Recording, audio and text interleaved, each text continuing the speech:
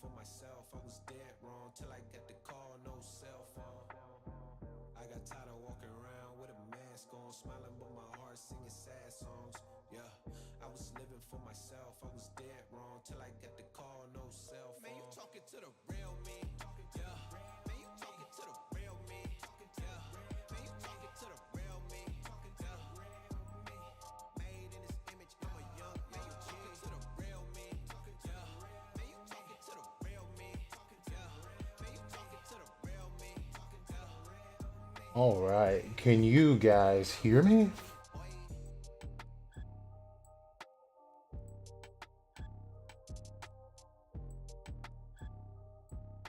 I don't even hear myself.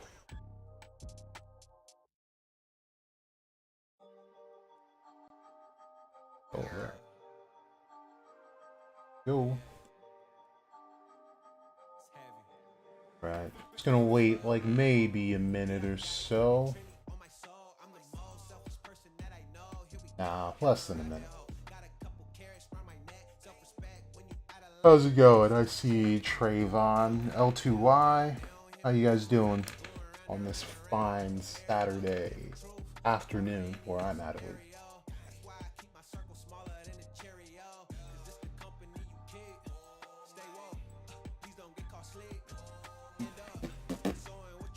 Hey. Yeah. My Streamlabs is so wonky. Why that was up? That one. I think my Streamlabs like does the last stream that I did, unless like I hit the go live button like right at 3 o'clock or like the designated time. So maybe I gotta watch out for that because I know last week I had like 2 or 3 streams up. Like it was a little confusing. Oh, dude, I try so hard to like line these up, but it only looks good on the phone. On the computer, it looks like I'm trying too hard. I'm failing. Not even, not even lining up anymore. Damn. All right. So today we're going to talk about a few things, of course. Oh, I forgot to pull up the TC Gabs so we can look at the chapter. So I think that's what we'll do first, and we'll kind of talk about it as we go on, like we kind of normally do on here. But yeah, let's read through it. I've only looked at it maybe one time, so I didn't do like a. I normally like to speed read the stuff, and I usually overlook some stuff while I do it. So it's probably good to read it with you guys. Pretty slow. Okay, so that's.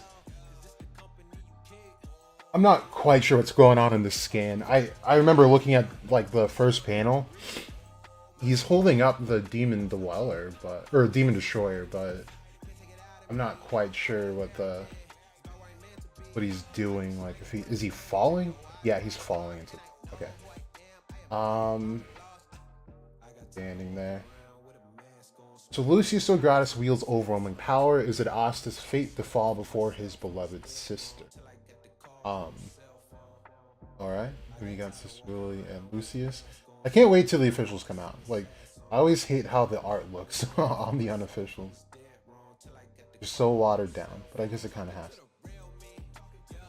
And then Asta's trying to his way out of death again, but he can't do it. So I'm really confused. Like, I want to know what Lucius did. Like, was that just a massively deep wound? Well, I guess it would have been, right? Because the blood covered his entire hand. So, I mean, I guess it's just hand length deep, which means he should have severed like every single organ.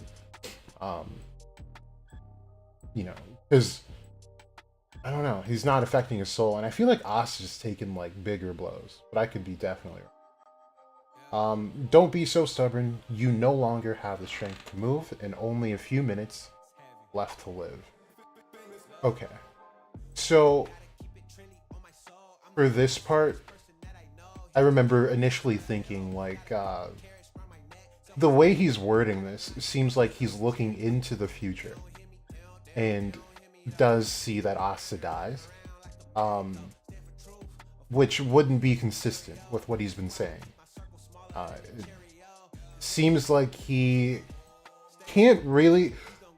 Okay, so one of two things is that you can interpret it in the way that when he looks into the future, he doesn't see Asta, but he sees Asta in real time and knows that he doesn't belong there. Or two, he is looking into the future and sees Asta, and Asta's just more of the threat, right? And I think it might be the latter, just because he's labeled Asta as a threat to his agenda, which is supposedly peace, right? And oh wait, let me turn down the music. Hold up. Hey, sorry, I meant to do that before. That should be okay.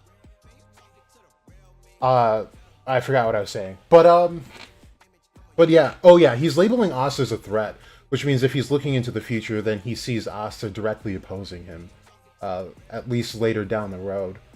So he needs to get rid of him, and that's kind of what I'm thinking, because you can't label someone a threat if you don't see them, right, in the future, or else you're doing some hardcore assuming. Because realistically, you know, Lucius hasn't really, you know, driven the idea past Asta. Because what if Asta's like, oh, maybe you're right? You know, you never know. Of course, Asta wouldn't take it, but he hasn't even tried. So to me, it seems like he's looked into the future and he does see Asta, but Asta is the one taking him down. So that can be an issue. And then we have the ladies, which is cool. Noelle's lance looks a whole lot bigger, and I'm not sure if I understand the way she's holding it, to be honest with you. Because the lance is more of a piercing tool and not slashing. So that's kind of odd, but it looks cool. I guess she was revving up for that attack.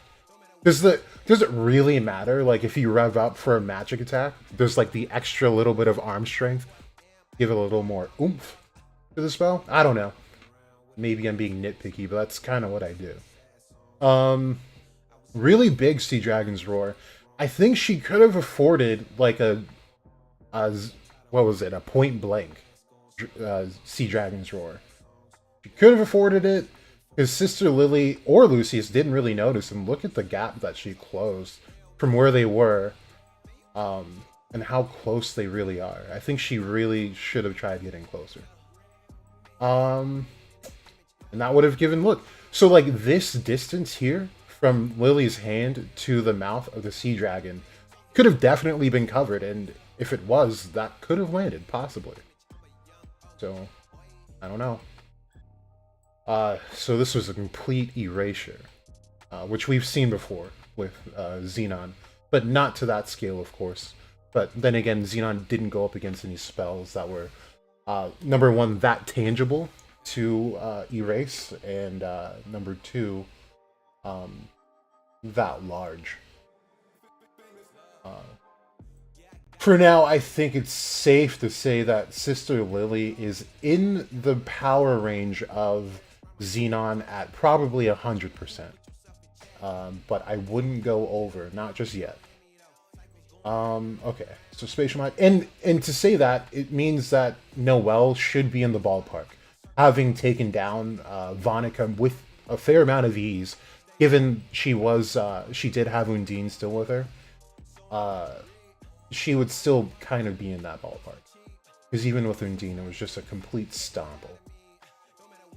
She still got her ultimate magic stuff, I'm assuming, so we haven't seen that. Okay, this was so cool. I just loved, even though we haven't seen him in full form yet, Belzebub just looks great here. Yes, he's ugly, he's hideous to look at, but it's nice to see that he's not, like, there's no grimace on his face. He doesn't have, like, he's not overly angry or anything like that. He's very calm. And that's how he's been portrayed for pretty much the entire series so far. So I like that, and I like it looks like he's got age on him. And that's the part that really gets me, because with age, of course, comes wisdom, and he is one of the kings of hell. So you have to be wise, you have to be smart. And Beelzebub, even in texts like Paradise Lost, he's always been depicted as someone to look for as a guide, whether that be as a mage yourself, or just reading into the lore, or looking at, the like Solomonic magic. Even it, all of it has always depicted Beelzebub as being that guy to go to as a guide. Even Lucifer and Satan use him as a guide. So he's just, that's why he's labeled the Dark Father. He's just wise in general. So I really like that. I think this is a very fair depiction of who he is. And I can't wait to see him. So Lucius does point out that that was Beelzebub's power. He incarnated and purified the devil using the soul magic. So I'm waiting on translations, because what this is saying directly is that he changed Lily inside and out, right? So incarnation, meaning like this is supposed to be more or less an aspect of Beelzebub, but a stronger than an aspect. Like we're talking almost a full-on reincarnation of Beelzebub, and then he purified that soul. So I'm really gonna need the officials, because I feel like something might be just a tad bit off, more so in this area here. But if that's the case, then we can't say for sure if we'll get this Beelzebub in full form. And we'll talk about the future of the Underworld in just a bit. So we confirmed soul magic, which I do really want to say that this is really just DNA magic. Like everything I said in there, aside from like the actual manipulating the actual DNA, was exactly what Lucius describes here. So that's kind of interesting. I guess I just took an overly sciencey route. So this really isn't the Wizard King. What the literal hell is what she should have said. What is the meaning of this? What are you doing? You blah blah blah. Okay, so I want to make sure Tabata got this right, because he got it wrong last time. So it's 1, 2, 3, 4, 5, 6, 7. So we're good there. He took control of the remaining Supreme Devils. So here's what we have. We are missing Lilith and Nama, so he does not have them. We'll get into it at the end. So I'm going to write myself a note in the chat, because I'm going to look at your chats just a bit once I'm finished reading this. But we need to talk about the Paladins. Okay. So he took control of all the lower ones, which can be interpreted in several ways. I think right now the popular consensus is that they're still there, but since he has the strongest heart, who in their right mind, even in the Underworld, being as cocky as they are, would go against the guy that took down both Astaroth and their strongest, Satan. So it really wouldn't make sense for anyone to oppose them. Using the devil's humanity, we're definitely missing something. Using the devil's humanity, we will ascend to new, higher life forms with nigh invincible bodies and boundless wisdom. And she shall be the first of her kind, the Paladins. They shall be referred to as such for the fight on behalf of the world. And then I shall rule over this world. No, not just Wizard King. Oh, no, just Wizard King doesn't compare this. Rather, I shall be known as the greatest Wizard King. Really dope shot of this, by the way.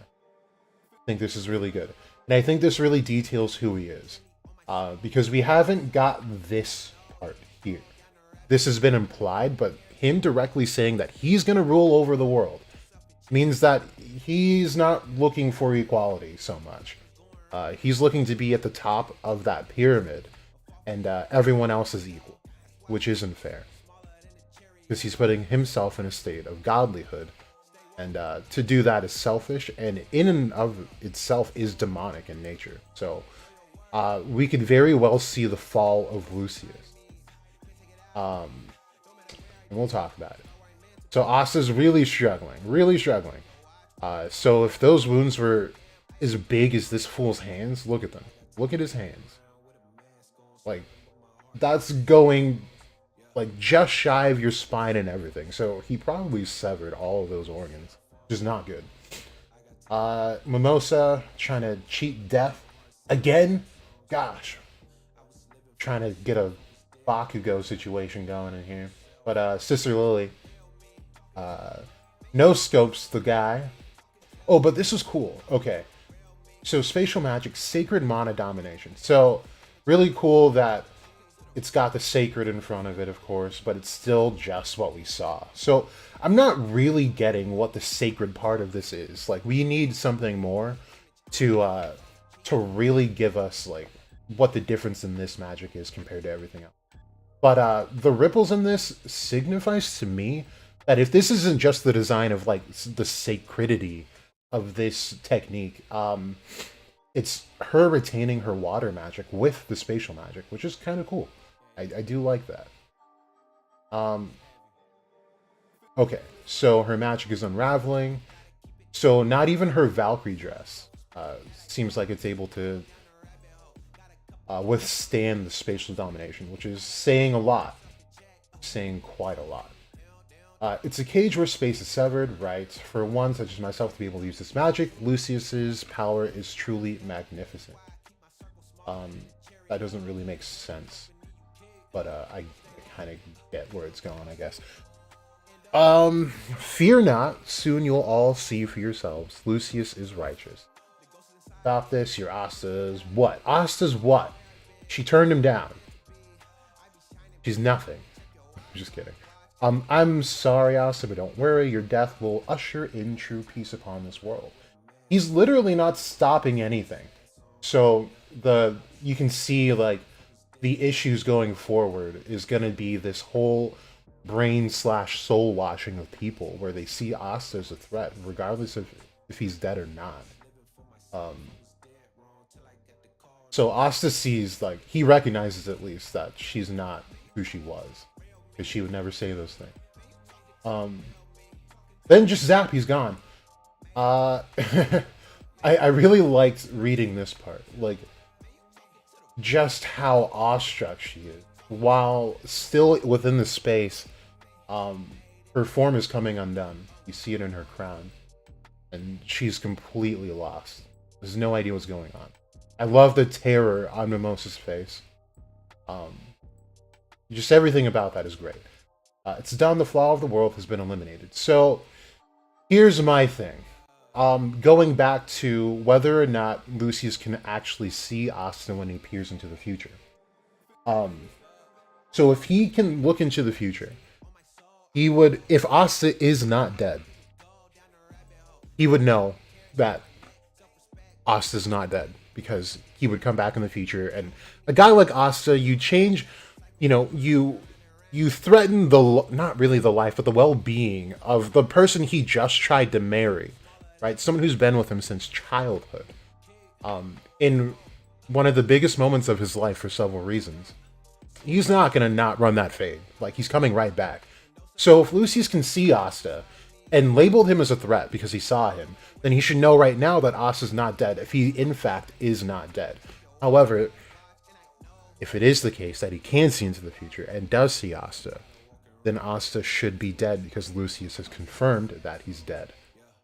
Then he goes on to say Judgment Day will arrive 7 days from now for the final crusade on our kind, to bring about a world without the need for such foolish strife. I already know how this is going to turn out from my visions, but see, this is it. You're still going to fight me, aren't you? I've foreseen that too. Isn't that right? Well, duh. No shit. Ladies and gentlemen. So I like that he addresses the crowd, but we got to talk a bit about this crowd in a bit. So then we have William, not so surprised. I think it's really cool that William sees this, right? Because we'll talk about it, guys. I'm sorry. I just want to get through with this. We got like a page left. That magic power, what is the meaning of this? Isn't that Julius? His magic, his key, they're completely different. But that body, that face and that body, you know what I mean? Just kidding. Yeah, overwhelming, heartbreaking despair. Blah blah blah. Whatever.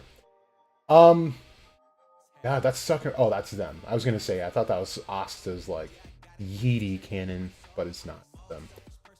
So look, let's go back.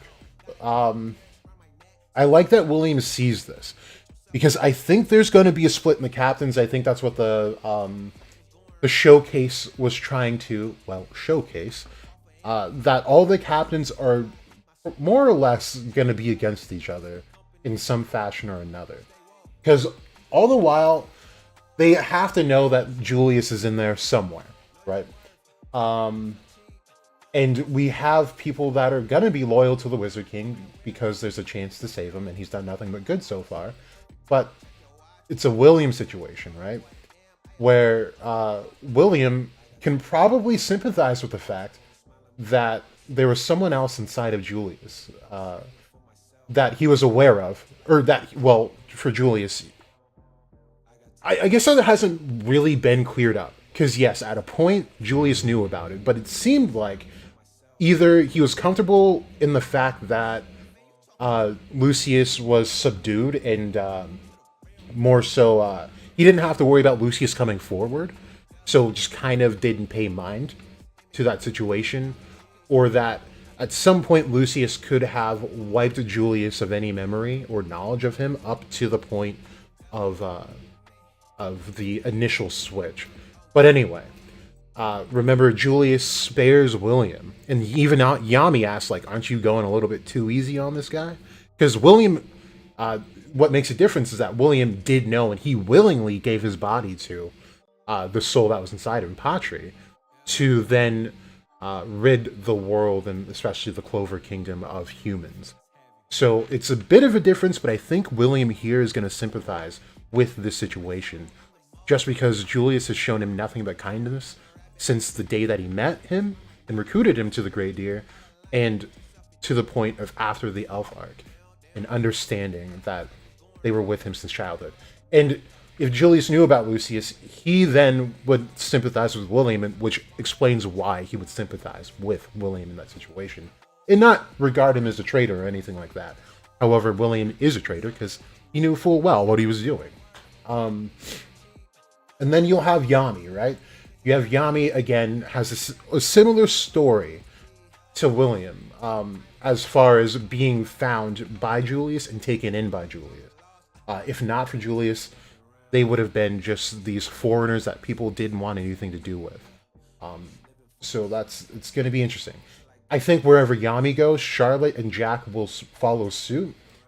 And it really depends, right now, if any of this splits up, I do see Yami and Jack sticking together. The fact that Noelle is going to, of course, be with Asta, unless something happens, which I don't see Noelle following Noelle if Lucius changes Noelle into a paladin, because it'll be obvious that she's not who she was. So I can see at least Noelle, Jack, and Yami sticking together with Charlotte. Charlotte's going to go where Yami goes. So those four, which is then going to leave Will, Dorothy, Fuegolian, and William, probably in a team of their own. Rill, I don't know. I really can't give a good reason as to why Rill would not go with someone like Yami or Noelle even, or Charlotte, having fought with Charlotte. But I think it'd be really cool to kind of split up that team as well. From back in the Spade arc. Fuegolian is just trash, so why would he go with the better team anyway? And then Dorothy.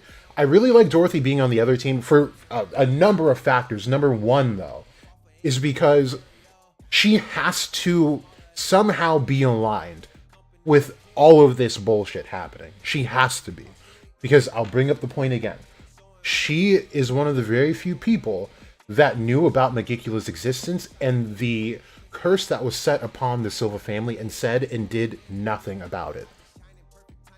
So it irks me that even happened, and I feel like it happened for a reason. Call me a hopeless supporter, But Tabata really has not wasted any of the lore or information that he's given us in the series.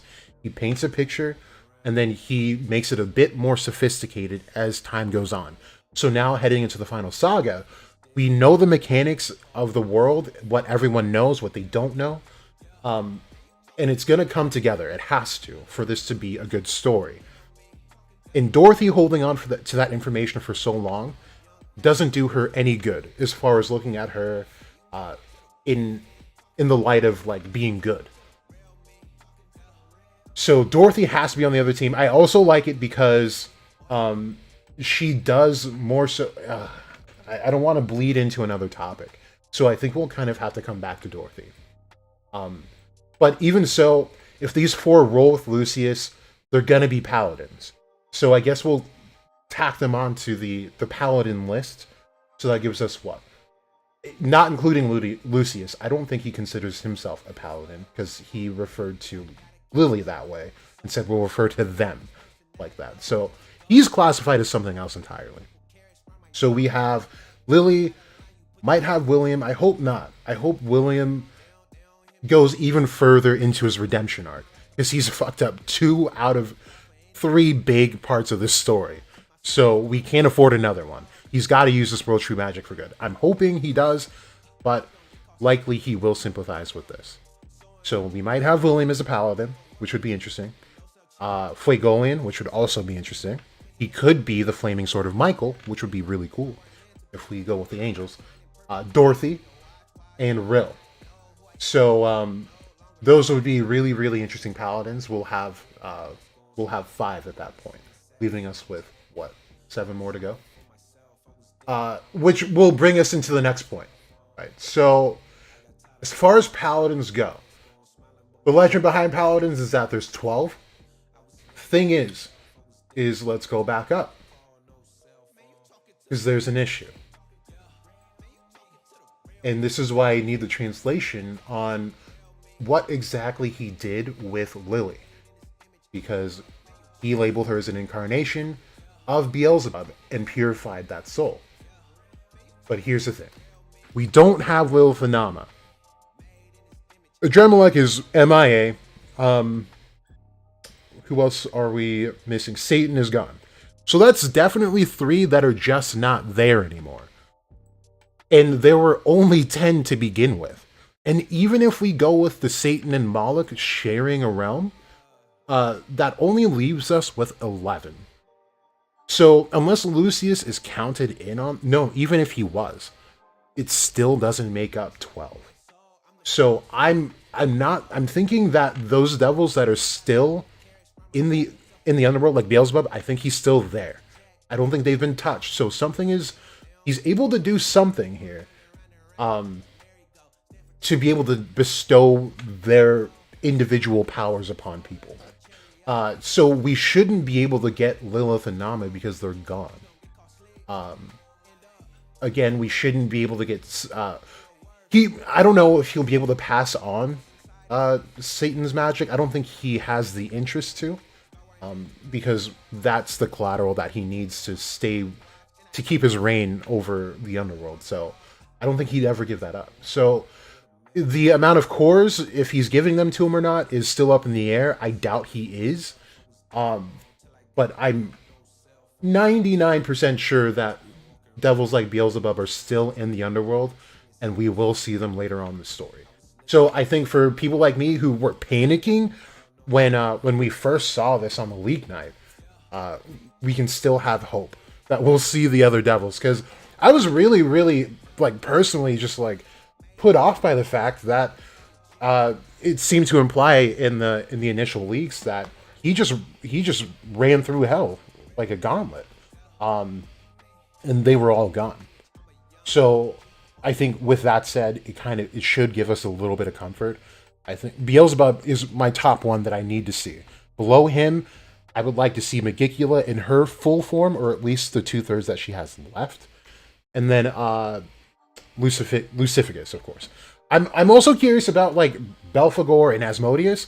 A lot about Asmodeus for some reason, just because he's the only one who's a full-bred demon. So that should be really, really cool. Because if the other ones are regarded as fallen, Asmodeus should be a completely different beast. So that would be really cool to see. Let me get to your chats, though. I've been rambling along for quite some time. So, maybe I shouldn't. Okay. Did Lucius start the Antichrist? What do you mean, Ghost? Rephrase that for me. Trayvon, I really didn't understand this part of the chapter. Yeah, Rohan, Asmodeus, Belphegor, and Baal, most likely the 3 non-revealed Supremes, right? I don't think we'll get a Baal. If we do get a Baal, though, it's going to go into what I believe is happening with Astaroth and Lucifer. Not Lucifero, but Lucifer. And maybe even Megicula. But Asmodeus should be the next one that we haven't seen. And then Megicula might have a more dynamic role. And as long as I'm reminded and I don't forget, we'll kind of go into it. Because Baal should be a non-factor. Because Baal is just Beelzebub. Who do y'all think Lucius's next victim will be? Yeah, no clue. Probably one of these captains, though. Or no, he just left. So I have no idea. Kira. Oh, you think Kira's the next victim? But he probably already took him. Sacred just means it's purified mana, I think. Yeah, but that's the thing. It has to have some sort of special quality. So what I'm saying is, like, yes, I get that it's purified. However, what does that mean? What does that do to, when they combat someone that has regular mana, or going up against the devil? What does that mean going up against demonic mana, you know? And what could that mean for anti-magic? We didn't really see what it could do. So, let's see. Noelle may know something we don't. She keeps saying you're Asta's, and Lily did call Asta. I don't think she meant anything cryptic by that. She just witnessed, him trying to marry her. So I think all she's saying is, you're Asta's, love of his life and sister, essentially. Because Asta's told them of her. He's never mentioned her by name to them, though. So this is the first time of them seeing her and matching the lore with the lady. I don't think she meant anything cryptic whatsoever by that. Tornado, what if Asta uses his sword later to cancel the effect of Lucy's soul magic, and then Beelzebub takes control or even brings back his original form, and that's how he's going to embody... I don't get your last sentence, but yeah, I did suggest that last stream and a couple streams ago, actually, too. The Demon Destroyer could. I want to know. I gotta go back. Because I feel like there was one instance where the Demon Destroyer sword didn't actually do anything. Because the spell was too far gone. But I could also just be making that up. But yeah, my initial thought was, yeah, the Demon Destroyer sword should solve all these problems. Because it is literally eliminating causality. So, as long... It doesn't even have to concern magic, is what it implies. It's that... okay, let me take that back. It does have to involve magic. But if the magic changes the state of something, whether that be out in the world or a person's body, it should be able to undo it as long as that cause and effect is there, right? Which it should be for most instances. Which is why I initially got mad when we first got the Demon Destroyer, some years ago, was that he didn't just go around, literally just hitting everyone with the Demon Destroyer sword, because it could solve a lot of these problems.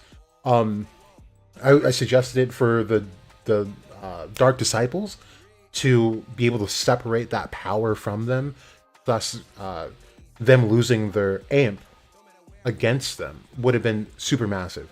Against the Dark Triad, technically should be able to override any contracts made. Didn't do it. Didn't really get the chance to go up against the Dark Triad outside of the initial fight against Dante. But just never came to his mind. For Henry, just for buddy purposes, he's cursed.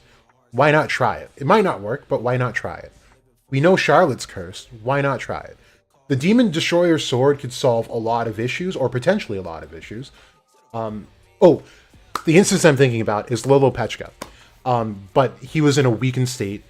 If he's in True Devil Union, full out, not just this 50% crap that he tried to do against Lucius, full out, he should be able to undo these effects. Because with Lolopechka, he was unable to do all the other stuff. He was able to do the exploding life curse, but as far as her, being a devil, he couldn't take that off because he said there was just a ton of other curses on her, and in that state, he wasn't able to do that. So, yes and no. There's that limitation. There's a ceiling for sure, but in True Devil Union, hypothetically, he should be able to undo this. So let's keep going. Did Lucius actually eliminate Asta? I want to say by what he said, he had to have. He absolutely had to.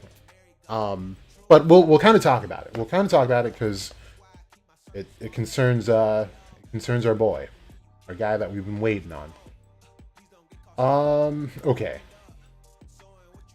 Let me catch up. I lost my place. I think his future vision just sees the flow of mana in the future, so if Asta does not have mana, that means he... Okay, but that's the thing I'm saying, King, is that he labeled Asta as a threat, and he's for sure confident that he's gone, and he doesn't have to worry about him. So he has to be able to see Asta. This was... And, like, I don't want to sound like a dick and saying, like, you're wrong, but, like, that was the thing I had. I posted that on Twitter as well. That was my understanding of it, but that's Julius's power. It seems that they have different aspects of Astaroth's power. So maybe Lucius can actually see into the future. It's tough to say with what we have. Why the amount of blooding? So L2I, I think, as far as like what's left on that tower, yes, there is blood, but I think we just need to wait for the officials because these scans are really not clean as they should be. But yeah, like these outer edges for sure blood. But I think this is just a general hole in the building. Yeah, because remember, he got caught in the front and he landed right on the building. So blood's not going to get under him because Lucius didn't go all the way under Asta. So I don't know. I'd rather wait in the scans to see whether that's all of his blood or not. Could be. But I think some of it is actually a hole. So is each paladin going to get blessed with the magic attribute of this? I mean, they would... Helix, they would have to be, I assume. He's got to give them... I don't know. Okay, let's say this. I think this is where we can fix this issue of, the number of Supreme Devils that have always been lacking, and to the lore of 12 Paladins, is that they're, like Quan suggested a couple weeks ago, there could be a hierarchy of Paladins, and with the amount of Supreme Devils left in the Underworld, he could just bestow those attributes of the Supreme Devils upon the ones that he really entrusts with the power. I don't know why Lily had to be one of those. I really want that explanation. Like I said, it might not even matter, but so he's got what? We lost Lilith and Nama. We don't have Satan. So out of 10, we have 7. No, we have 6. Nope, we have 5. So, there's going to be 4 more with Supreme Devil powers, if we go with that. And then the rest are going to have their own attribute, but heightened ability with sacredity, whatever. That's what I would assume. But could definitely be wrong. We just haven't got enough information. Dylan, what's up? L2Y, you're talking Tornado there. King Nozel will definitely try Lucius before trying to save him because that's his...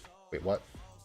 Nozel will definitely try... You mean try and save Julius before trying to save him?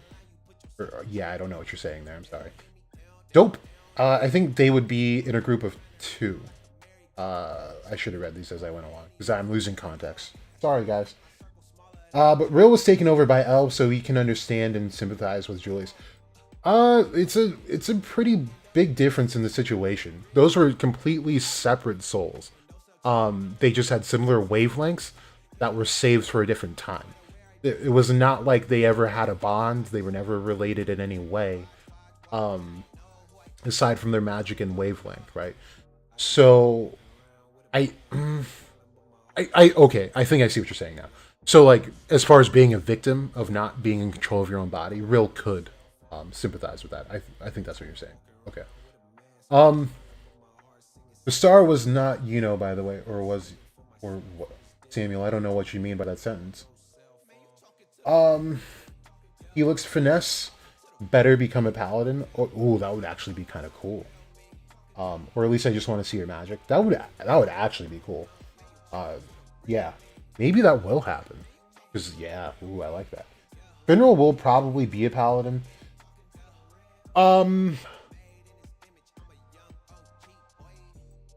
I think. Let's see. Yeah, no. I can see Finral being a paladin too, because thematically, it would be cool to see him and Longreese have to fight again, on different terms. And in a way, Longreese would still be in like the ultimately bad column, but I mean he wouldn't be, of course. But like as far as the agenda goes and the end, they're going for world peace, and he would be on the not world peace side. So it'd be kind of funny that way. But also, you have Finral's magic, and it's always labeled Fallen Angel, which is referring to Beelzebub, right? And then you have Longreese, who's referred to his magic as Archangel, which is the risen state of Beelzebub. So I really like, the disparity between the names of their spells and the nature of them. And then, I was really hoping like Finral at least would have got Beelzebub's power, but maybe he can do it to multiple people. Who knows? I just want to know what's going on. We need like 4 more chapters here. But yes, Finral would be a dope paladin. I think in general, what we want to see as a culture is like people that have not had prevalent roles become paladins. Or not to say Finral hasn't had a prevalent role, but people with like passive sort of powers getting this. And Sister Lily, while having displayed some less than passive powers, is in a passive position in society and mentally and spiritually. So I think that would be a requirement for a paladin, is that they have to be somewhat pure on one end or another. So in Finral's case, his power not being as aggressive as his brothers will lend him that ability to become a paladin. Because I'm thinking not everyone can be. But someone like Lolopechka probably could be. Unless things have changed since her soul was literally corrupted by Megicula. So maybe she has offensive powers since then. And who's to say she doesn't? Because when the elves came down, remember Luck and the others were saying, in the Golden Dawn for the most part, was saying that they remember how to use their power the way the elf used it. So she could definitely still have, the aggressive traits that she showed when she was a demon. So she might not qualify. Let's see. King, you're wondering if you purified Megicula. Imagine a paladin using curse magic, but I think Megicula is too smart to be caught by Lucius. So I'm thinking this is where the initial purification power comes from, to be honest with you. I think it has to do with Megicula's decaying world. If you purify decaying world, you'll get like revitalizing world. We'll just call it that. So you're purifying things and giving new life to things. So I think that's initially where this comes from. Beelzebub looks like Randall from, yeah, that's what Broku pointed out to me on the leak night. I thought he meant Randall from Monsters, Inc. I was like, bro, what are you smoking? Because I need it. Then Avalak, they did Beelzebub dirty, in my opinion. Him and Lucificus, I expected more. I don't think they're done. They're not done. Black Goku, yo, leave a like on the stream. I answered your message. I'm not sure if you saw that, by the way, Black Goku. Rohan, I feel officials will call the spell as Sacred Spatial Magic, Spatial Mana Domination. Probably. Uh, Black Knight, you're ready for the Underworld arc? Perfect. Dylan, I have a feeling that Asta's innate magic is being brought forth from the Demon Destroyer sword. Because I don't buy that it's the reason he can see the memories. That was actually the point of, I think, 2 videos I made about a year ago. He is definitely manipulating the something, of course. And yeah, I do agree that is best translated through the Demon Destroyer sword, but he's done it with the other swords as well. So, yeah, it's coming out, whatever his power is, and whatever it is, it's not mana-based. And I'll stick to that. No matter what happens in the series, Asta won't get mana, and I think, you know, that's what most people want anyway. He's not going to have magic. But I think he will get a power that he can easily apply like anti-magic that does not fall under the realm of magic at all. And I don't personally think it's going to be a different application of ki either. Because I will also not like that, unless given reasonable explanation, that he develops ki more than Yami has developed his ki. I just don't. I wouldn't like that personally. Does Lucius want a holy word? Probably. Helix, you think Lucius used mana method to do a true soul slash to Asta? How can he cut him with magic if Asta was in Devil Union? He didn't really cut him with magic. He cut him with his own hand. It's a physical thing. So it could have been like he reinforced his strength for sure, but he cut him with his hand, and Asta can't neg physical attacks. So that was just the thing. Shadow, my dude, finally on the stream. By the way, looking forward to your art, my friend. Shadow, if you guys have not seen, he's listed as the Shadow Scrub in here. I'll see if I can look for him here. Shadow is an amazing artist. And like, while we have so many great artists on Twitter, just in the culture in general, I personally just have always loved Shadow's art, like, forever. He knows how to make it pop. It looks so clean and crisp. Let me get, I just want to show. Oh, he's got, look, got the little showcase up there. So yeah, sorry. Just want to plug the homie real quick. Look at this. It's so good. Like, and it's by hand. So like, we have a lot of digital artists on here, and there's nothing against digital art, by the way, nothing at all.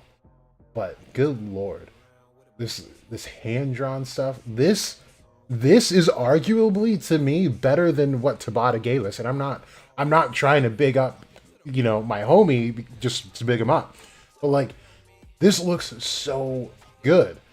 Oh my goodness, like, it just looks perfect. The detail, I love the shadowing. Like, that just looks so good. I'm not even a fan of One Piece. I'm a fan of this artwork. Like, guys, go check him out. It's so good. Like, who does this?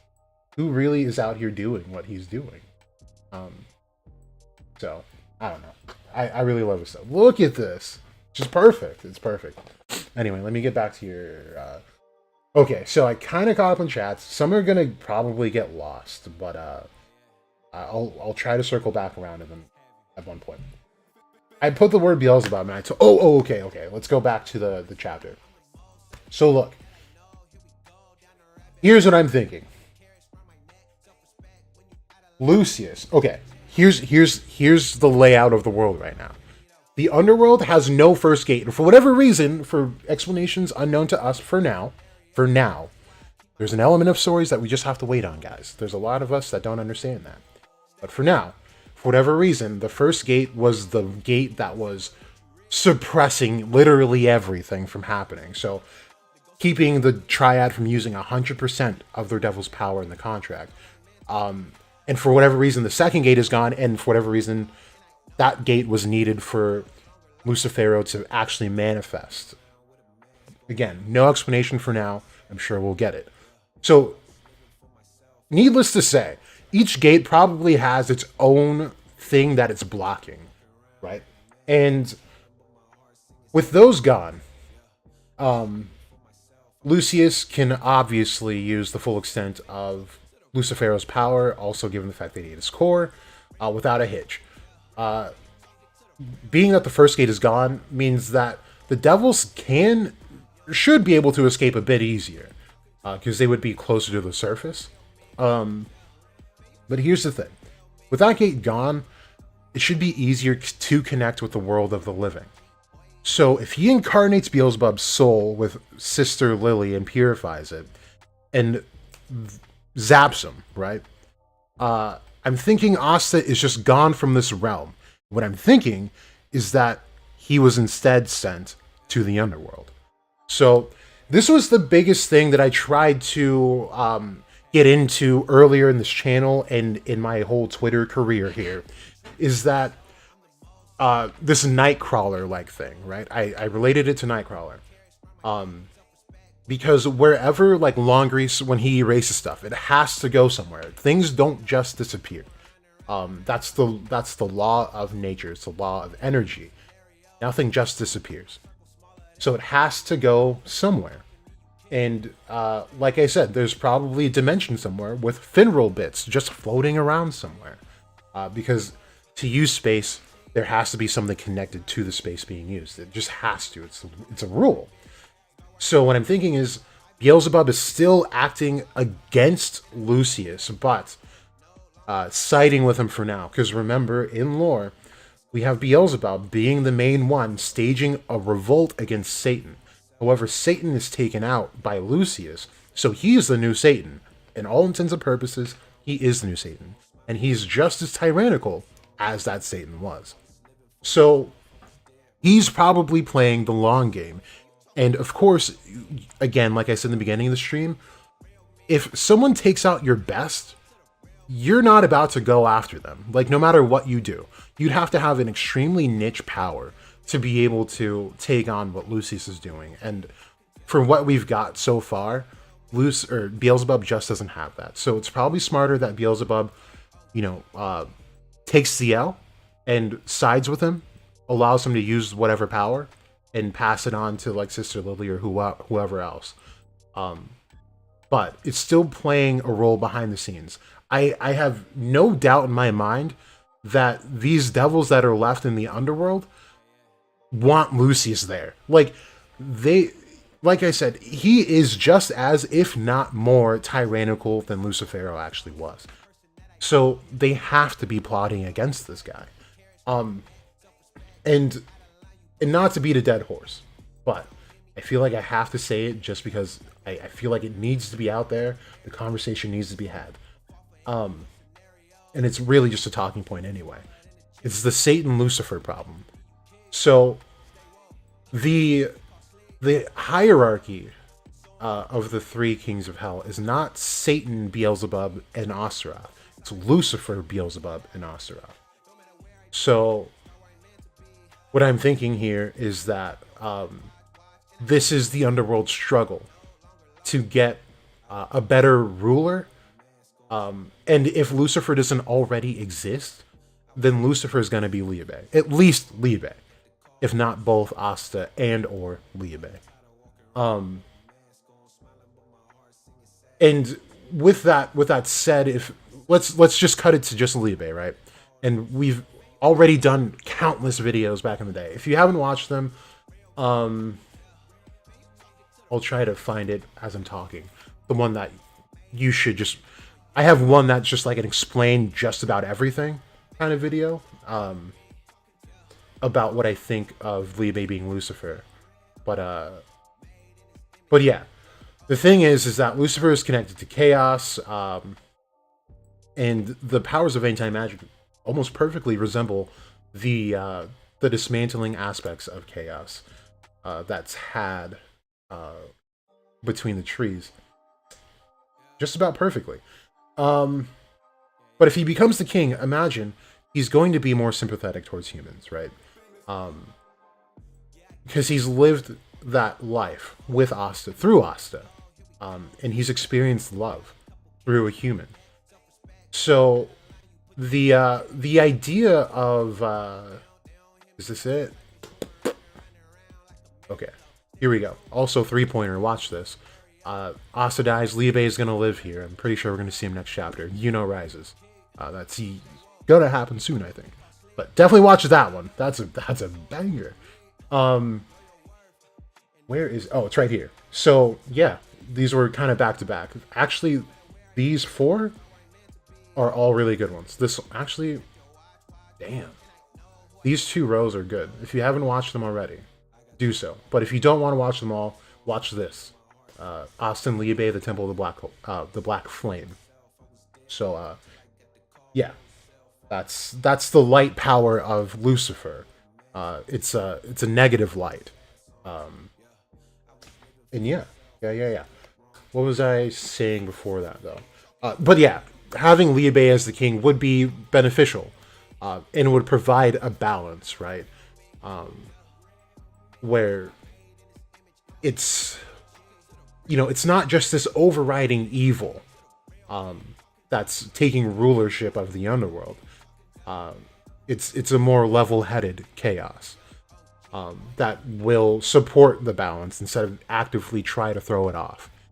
And then what else? Oh, and also just like the dichotomy between like what we got and what we're gonna get if that happens, right?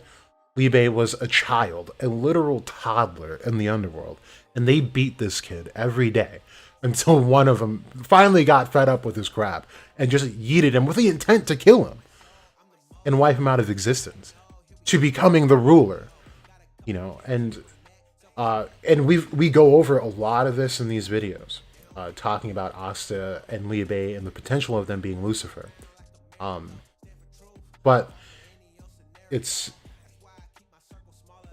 something that should be talked about, is what I should just leave it off with. Dylan, these were the videos here that I kind of describe the nature of his possible power, and I talk about the sword a lot in this, but it gives the idea that Asta's doing something different with these swords. But yeah, take a look at those. Let's go back. I want to read some of those comments still. Oh, King, I'm glad he said that. So the whole, what if he brought Lilith and Nama back with soul magic? I doubt he did. So here's the thing, though. Let's get to the layout of the Underworld. Also, I love that in his Underworld, there are no devils in it, whereas in Nox, there were all the devils in it. It's just, it's a funny comparison. They're also facing different ways, so it's kind of cool. I like what Tabata's doing. It's pretty obvious. Like I did the kind of thread on it, but what Lucius is doing here is the outward expression of what Lucifer is doing. And it's just a completely backwards rendition of the story. So I think from here, we're kind of going backwards in events or time as we're moving forward. So we're going to kind of see some really cool parallels that we can draw from one arc to this one. So here's the layout of the Underworld. This is the tree of Robert Flood. Okay, so I've done a ton of reading on Robert Flood, his beliefs, and all of that. So Robert Flood, I want to be able to say this without sounding all conspiracy theory-ish, but here I go. Robert Flood was one of those guys that was more or less silenced, and a partial victim to damnatio memoriae. What I mean by that is that when you look this guy up, and I've got a fair amount of his books as well, he doesn't really talk about demons. This tree you see here has nothing to do with demons. Nothing at all. Okay? So, this is the tree that is being used in the series right now. And if you look closer, you'll see the names of different gods. Adonai is a name for a type of god. You have El or Elohim. These are different types of gods. This one, I believe, is Elohim. What does that say? Elohim Sabbath, which is the crowd of gods or god of gods, which is where Adremelech would fall, but it's actually Pod, as you see there, which is the realm of Michael, the archangel, but would align with Veto in the story. So it's something that I've been trying to piece together for a very long time. I don't know if you guys remember, I was wanting to put out more videos on the tree and what this means, but I never did because nothing was really clicking until now. So here's the part where the feature of the Underworld comes in. This is, again, not the Tree of Klippa. It is not. This has nothing to do with demons. However, Robert Flood does have his own perspective on devils in the Underworld in general. But those documents, more or less, have been altered or not carried on. Thankfully not destroyed, though. So one of the books that he has, talking strictly about it, is all in Latin, and it's all broken Latin. So, and not many people have tried to translate it, I guess because I think nowadays they think his philosophy is outdated, which it's really not. If you look at any of his workings, it is so profound that this guy lived between 1574 and 1637.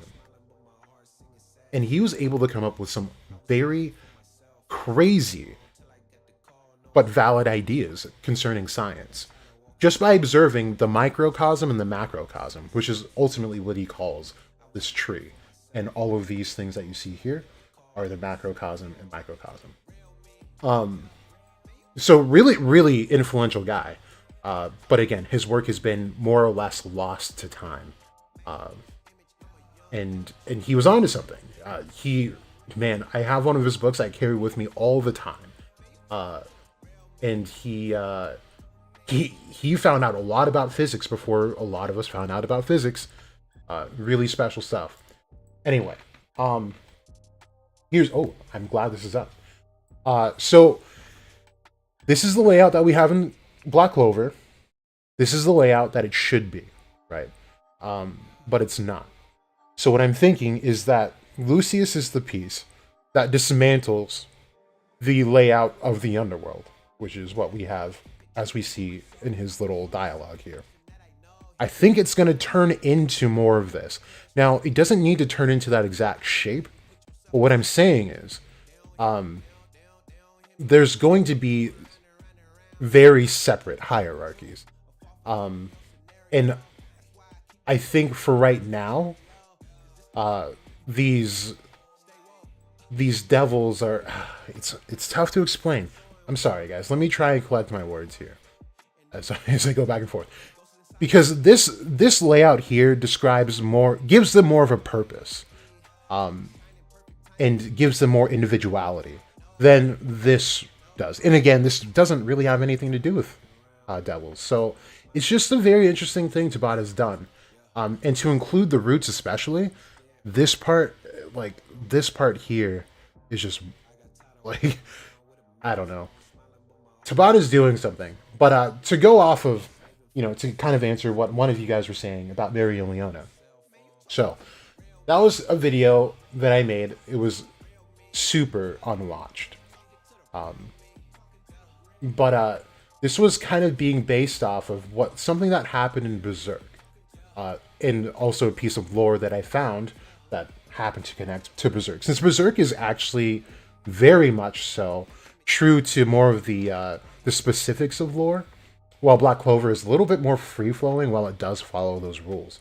So look at this. We have the Forgotten Gods, the Aeon of Lucifer. So here's the thing. These beings are gone.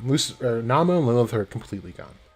But we have these characters like Sister Lily. I think a lot of the reason why people were thinking Sister Lily would be evil was because we do have a Lilith in lore, who is absolutely evil. And sorry, I had a hair in my mouth. Jesus Christ. So now that those spots have opened up, look at what we have, right? We have hell that's kind of in a disarray right now. They're needing new kings and queens. So I'm thinking we had Mario Leona. What I say in this video essentially is that we saw Mario Leona draw so close to Mana that her body was not being able to keep up with her. And the piece of lore that I had found was that it had to do with the Golden Age, Silver Age, all that stuff. Was that there were beings like elemental spirits that lived in the Golden Age, and they were heroes of the past, meaning they had long since died. However, their deeds carried on essentially, and they become guardians. So I suggested here that Mario Leona could be the new Salamander or the new Nama. However, of course, I think the new Nama is more catchy to the viewer than Salamander, especially when we actively have a Salamander. But Mario Leona also isn't the greatest character either. She's arguably already corrupted. And I've said it again and again and again. We've seen Mana do more corrupting than purifying. Up until this point, I guess. But again, that has nothing to do with just Mana. It's his magic. Like, his innate magic doing that. So, even still. And you can even take that in the realm of, like, he's definitely corrupted as far as, like, his thought process goes. But anyway, I think it's starting to be rebuilt. And I think when we see the series come to a close, we're going to have characters that we've grown to know and love, like Mario Leona, like Liebe and or Asta, be in these positions in the Underworld that fulfill that role. And this, I don't even want to say Lily will even be there. But in the case that she is, she will still fit. Because look at what's happening with Lily. She is quite literally the second of her kind. Meaning that if we put Lucius in an Adam-like role, she would be the Eve. Or the original Lilith, the original wife, who then decides that she wants to do her own thing and ends up falling into demonhood. Again, one of the only humans to fall into demonhood. Well, one of the first, actually, I believe. So, that could spell some lore for Lily here, that she could potentially just become a fallen paladin, and we'll actually see angels fall. And that would be kind of cool, in the sense that, if we go with them repopulating and reforming the layout of the Underworld, we'll actually see angels fall in real time. That would be super cool. But yeah, I think that's kind of more along the lines of what I'm thinking, is that we're now seeing the process of the Underworld becoming more solidified and less unstable like it was in the past. Okay, let me go back to the chat, guys. Saw Broku in here. My dude. Okay. Let's, okay.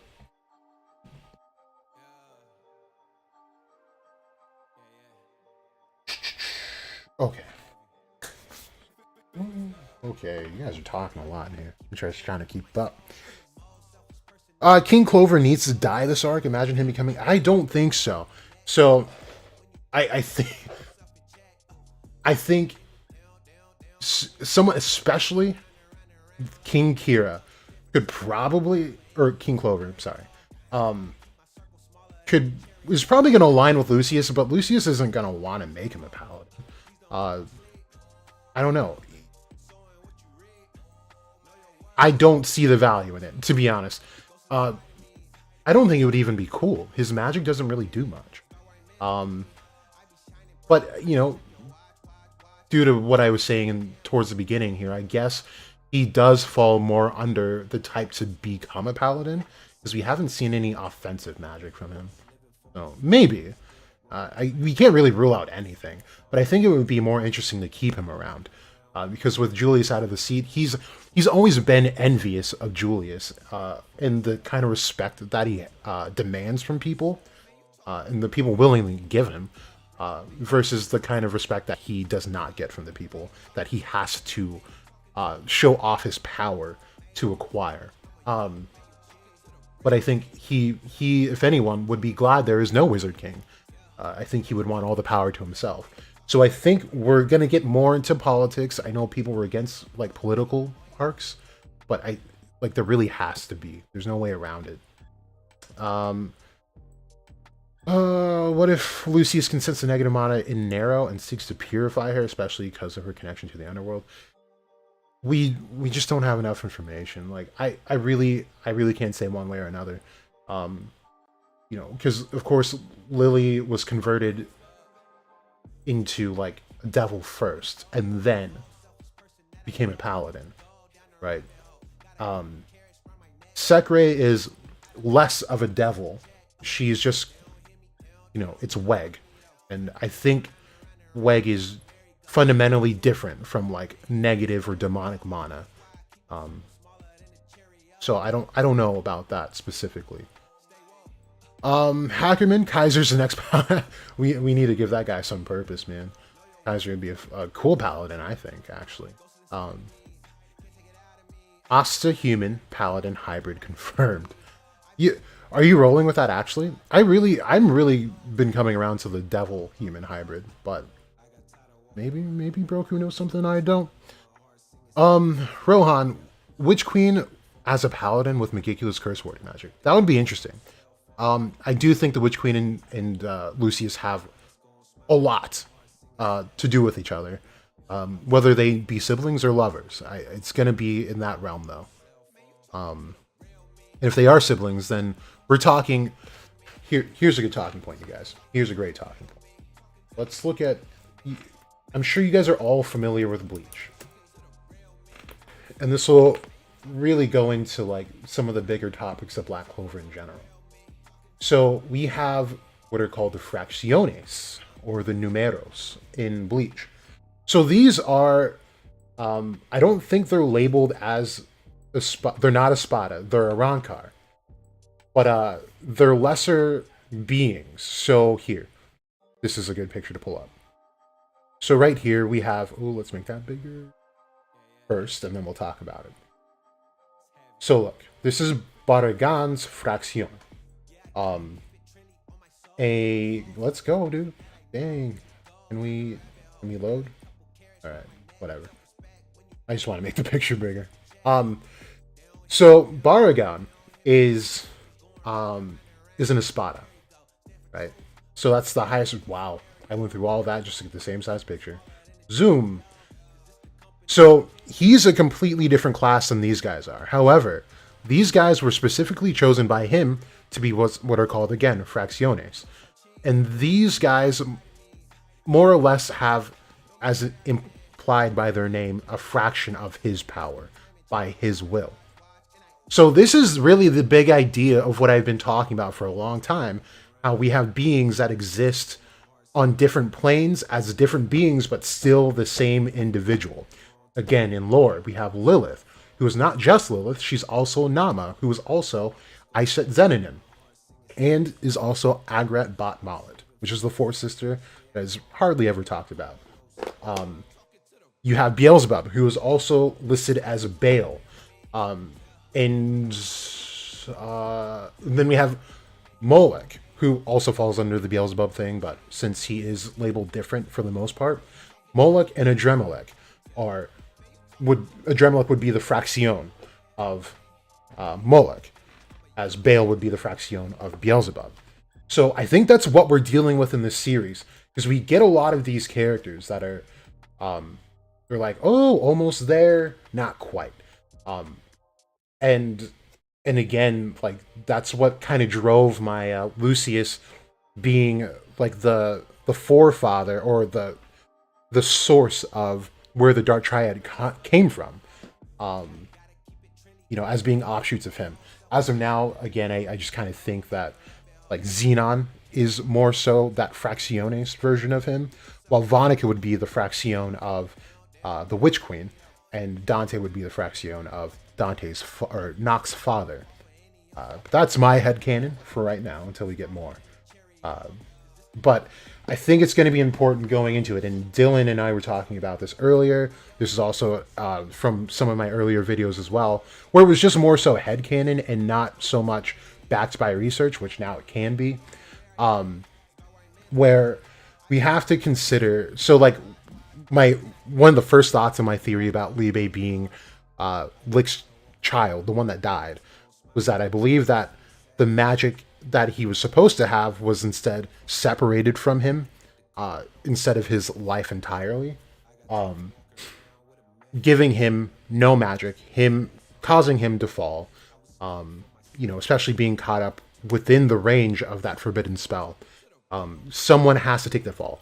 A sacrifice has to be made, and it's all about somewhat equal exchange. Something has to be given, and a spell of that magnitude, with the magic stones involved as well, had to have required something more than just Lick's life, right, or his soul. I believe, especially in that form, that he had to have sacrificed one of his children. And I did suggest in those videos that he could have done that out of his in the moment knee-jerk reaction to humans betraying him, and his children were going to be half humans, and that could have split into a multitude of ways. One could have been all elf and the other all human, both hybrids, or both elves or both humans. It really could have gone any of those ways.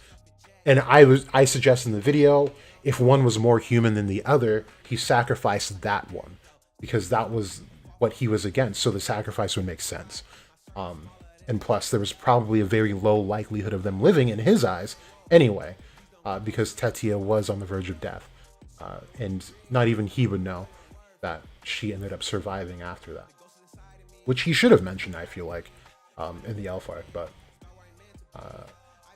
No, he shouldn't have, because... No, he should have, because his soul wasn't captured in the reincarnation spell. I don't think. I could be remembering that wrong. I do have to read that part again, because some of it's a little bit fuzzy. But yeah. The Toil is a Paladin, also a good candidate. I will say, I'm not a huge fan of like the idea of people that have already been turned like to an elf becoming a paladin. They've had that, they're done. I would hate to have that again, because it's just like, I don't know. It's kind of played out at that point. Paladin Marioliona would be cool. However, she's not pure. I think, as far as we have right now, you have to be somewhat pure to be able to do this. And she's not. Okay. Roku. Oh, you're talking to them. Currently drawing Lucius's Grimoire. That is going to take a while. Yeah, dude. I know. But I appreciate your time so much, Shadow. Thank you. Avalak, without a doubt, because she hard counters just about everyone with Spatial Magic alone. It would probably be about the same if Lily was just using water magic. Okay? Kataburai, what's up? Dylan, I love the fact that Tabata kept Asta's greatest strength, but also his greatest weakness consistently within the story, and that's physical fighters. Yeah. I mean, yeah, of course. If he took one boxing class, he could solo the verse, though. It's done. Jack, how was my Gregor Mendel connection received on Twitter? It was received pretty well, man. I'll look it up for you. I mean, I don't think any comments were made on it specifically, but it did get a lot of likes. So I think people did like it. I personally did like that theory. I don't know if it's going to go that way, but I do like that. I think it's really fun, even if it might not be the case of like, yeah, dude, you got 83 likes and one comment. Here, let's see what the comment is. If it's a bad one, we'll shut them down right now. Oh no, it's just Zian. XN. Why did I say Zian? XN always makes like the weirdest comments. I never know how to respond to them. But yeah, this is a really cool one. If you haven't read it, do so. It's detailed, and it's got some science backing, a lot of science to it, which is necessary for connecting Hungry Joker and Black Clover. But like I was saying, even if it doesn't turn out to, look at this version of Jack was not near a charger at all, but all about that Wi-Fi. But yeah, even if it doesn't connect, I still think it's really fun, because Tabata is obviously using elements of Hungry Joker in Black Clover, like, regardless of what anyone says. What makes me think that there is a connection, though, is that there were Easter eggs to Black Clover in Hungry Joker. And it just, I don't know, like Charmy's lambs and the big sheep, is in Hungry Joker. The 5-leaf clover is also in Hungry Joker in the same scene with Charmy stuff. Then there's, Brokey pointed out, the picture of Chitose's father, who could be Lucius. What else is there? Like, everything is just like, it's just there. There's a lot more. Oh, there's a reference to Yami. He's got the Black Bull's insignia on his earphones in that series. There's a lot. There's a lot. So I think it will connect, but I won't be mad if it doesn't. It's still fun either way. Cool. If they're gonna beat Lucius, they're definitely gonna need the help of Lolopechka and the wisdom of the Heart Queens. Okay, so that's where we got it. It's something I pointed out last stream. We have to acknowledge this. No wisdom that the Heart Queen has is out of Lucius's grasp. He should, by the timeline of events, he should have the knowledge of all of the Heart Queens.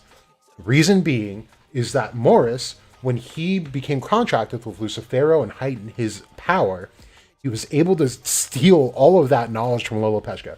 Now, not to say that Lolopechka doesn't have the knowledge, but he also has it.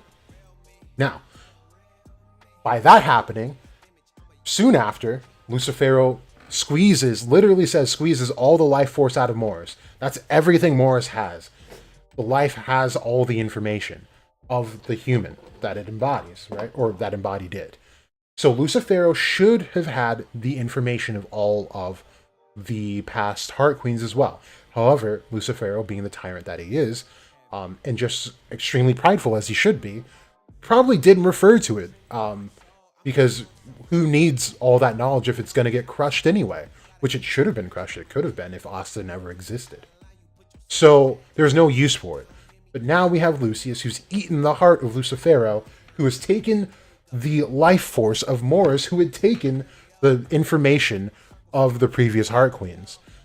So, by that, he should have that knowledge. And that's scary in and of itself. Because he can just walk into the Heart Kingdom. He really could. And he could cause havoc there as well. So, I don't think anything...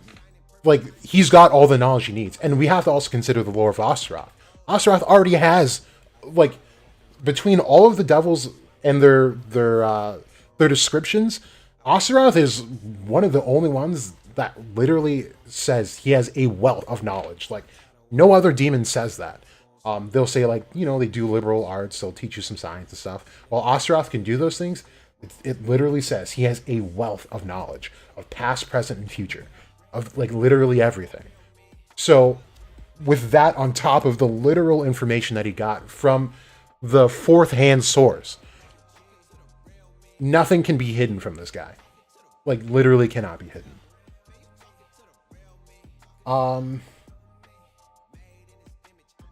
Shadow, I'm gonna plug you every chance I get. Just keep drawing. Like, you can't afford to stop drawing. It should be your literal career, my guy. E2, hope that the Beelzebub situation is explained further. If not, what was the purpose in getting Xenon Soul? So, like I said, I think he's still around. And remember. If Xenon is a separate being from Lucius entirely, remember that Lucius had to go out of his way. It had to be Lucius. Went out of his way to blur his face from Xenon's memory.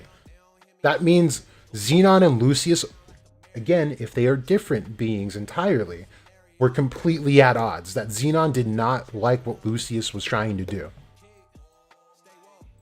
So, if he has his soul, Beelzebub, again, I'm going to say things 1,000 times, Beelzebub should be a devil that can not only grow his power, but be able to obtain a grimoire, but also would have the likeness of Xenon. And he also has the part of the contract that he needs to uphold to save the Spade Kingdom, no matter what. And like I said, I did tweet about this, but it could be that Lucius falls into a technicality that he ultimately will make sure that the Spade Kingdom is more than restored. However, he has to decimate everything to do so, according to him. So, if he doesn't fall under that technicality, he's directly going against Beelzebub, and the part of the contract that he needs to uphold. So with Xenon's soul and the likeliness of Xenon, he should be more of an ally than an enemy. So I guess I can kind of leave that there. You feel like all the devils are purified, not just supreme devils, and the only paladin will hold the supreme. You turn into word soup at the end, but okay. Let's talk about your first sentence, though. You feel like all that's an interesting thought. He didn't say that, but it would be really interesting because we did just get done talking about like that different tree that Robert Flood uses, that Tabata uses in this series, that has nothing to do with demons whatsoever. So to purify them, that would be kind of interesting, because then it makes that tree make a lot more sense than it does right now. So that could be a thought. Broku. It's still possible that what Longreese attacks with offensive spatial magic doesn't actually teleport it to a different realm, because it's been stated in BC that spatial magic is existence erasure. Right. But I'm going off the laws of just like physics. Like, you just don't erase things. Like, a black hole would be the utmost point to existence erasure, and even then, the thought of it is that if not connected to another black hole in the same universe, it's connected to a white hole, which is the opposite of a black hole, of course, that more or less shoots out the things that it takes in. So acts as a wormhole. So those things have to go somewhere. They would have to. But could be wrong. How's it going, Shelly? Bandit? Do you think Liebe or Asta are Supreme Devils? Liebe, 100%. Absolutely. Liebe and Asta? Probably. Could be the king together. Yeah, I guess that kind of answers your question then. Helix. Maybe offensive magic just teleports magic in defeating Beelzebub. Ooh, that's true. He's gluttony. And Finral had the scene in anime where he teleported Charmy's fruit into Lux. That's a good thought, actually. So it's really funny, though. When you think about these devils and the sins they're correlated to, it's actually very rare that the sin, like the word, is used in the way that we think about it. So, like, for all intents and purposes, we can say, who's there? Asmodeus. He's the sin of lust, right? So, no, what? No. Sorry. He's the sin of lust. However, he has little to nothing to do with lust as we know it in today's world. It is not just the urge for sex, because then it overlaps with Lilith, who would more suit today's definition of lust. So gluttony, even back then, didn't exactly mean like food or anything like that. Now, not to say that you're wrong, Helix. I just want to put this out there, just to put it out there. But gluttony didn't necessarily mean that he ate everything, right? It was more so the idea of gluttony. You can be a glutton over any aspect of your life. Like the term glutton for punishment. Someone who's just like cannot seem to get out of the way of pain.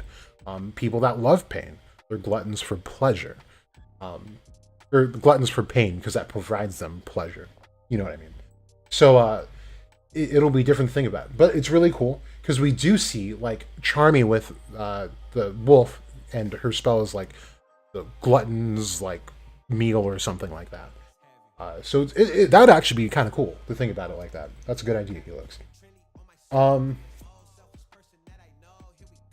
Being it possibly ones that are next. Right, that's what I've been saying. There's going to be another tree more defined that will look more like the Sephiroth that we got in the Elf Arc. Liebe will definitely become the king of the Underworld and bring equality to the Underworld, like Asta is trying to with the human world. Yeah, I see it going that way as well. So here's another thought And this was when I went to like Broku, Buzzard, and WK about in our chat. So one of my least, no, my all-time least favorite theory seems to be like coming to, ooh, Megan looking good. Oh, that's not Megan. Oh, that is Megan. She's looking good. They're both looking good. Who is that though? Who is that? I don't know who that is. Oh well. Also, the guy who does most of my thumbnails, not the ones lately. I had to throw those together, but Art does all of my thumbnails. He also does the art for Broku, for his series, Fate of Nine Worlds. Or yeah, Fate of Nine Worlds. Art, sure, all of you guys are following him already, but do so if you haven't. What was I saying though? I got distracted by Meg Thee Stallion. Yeah, I forgot. My bad.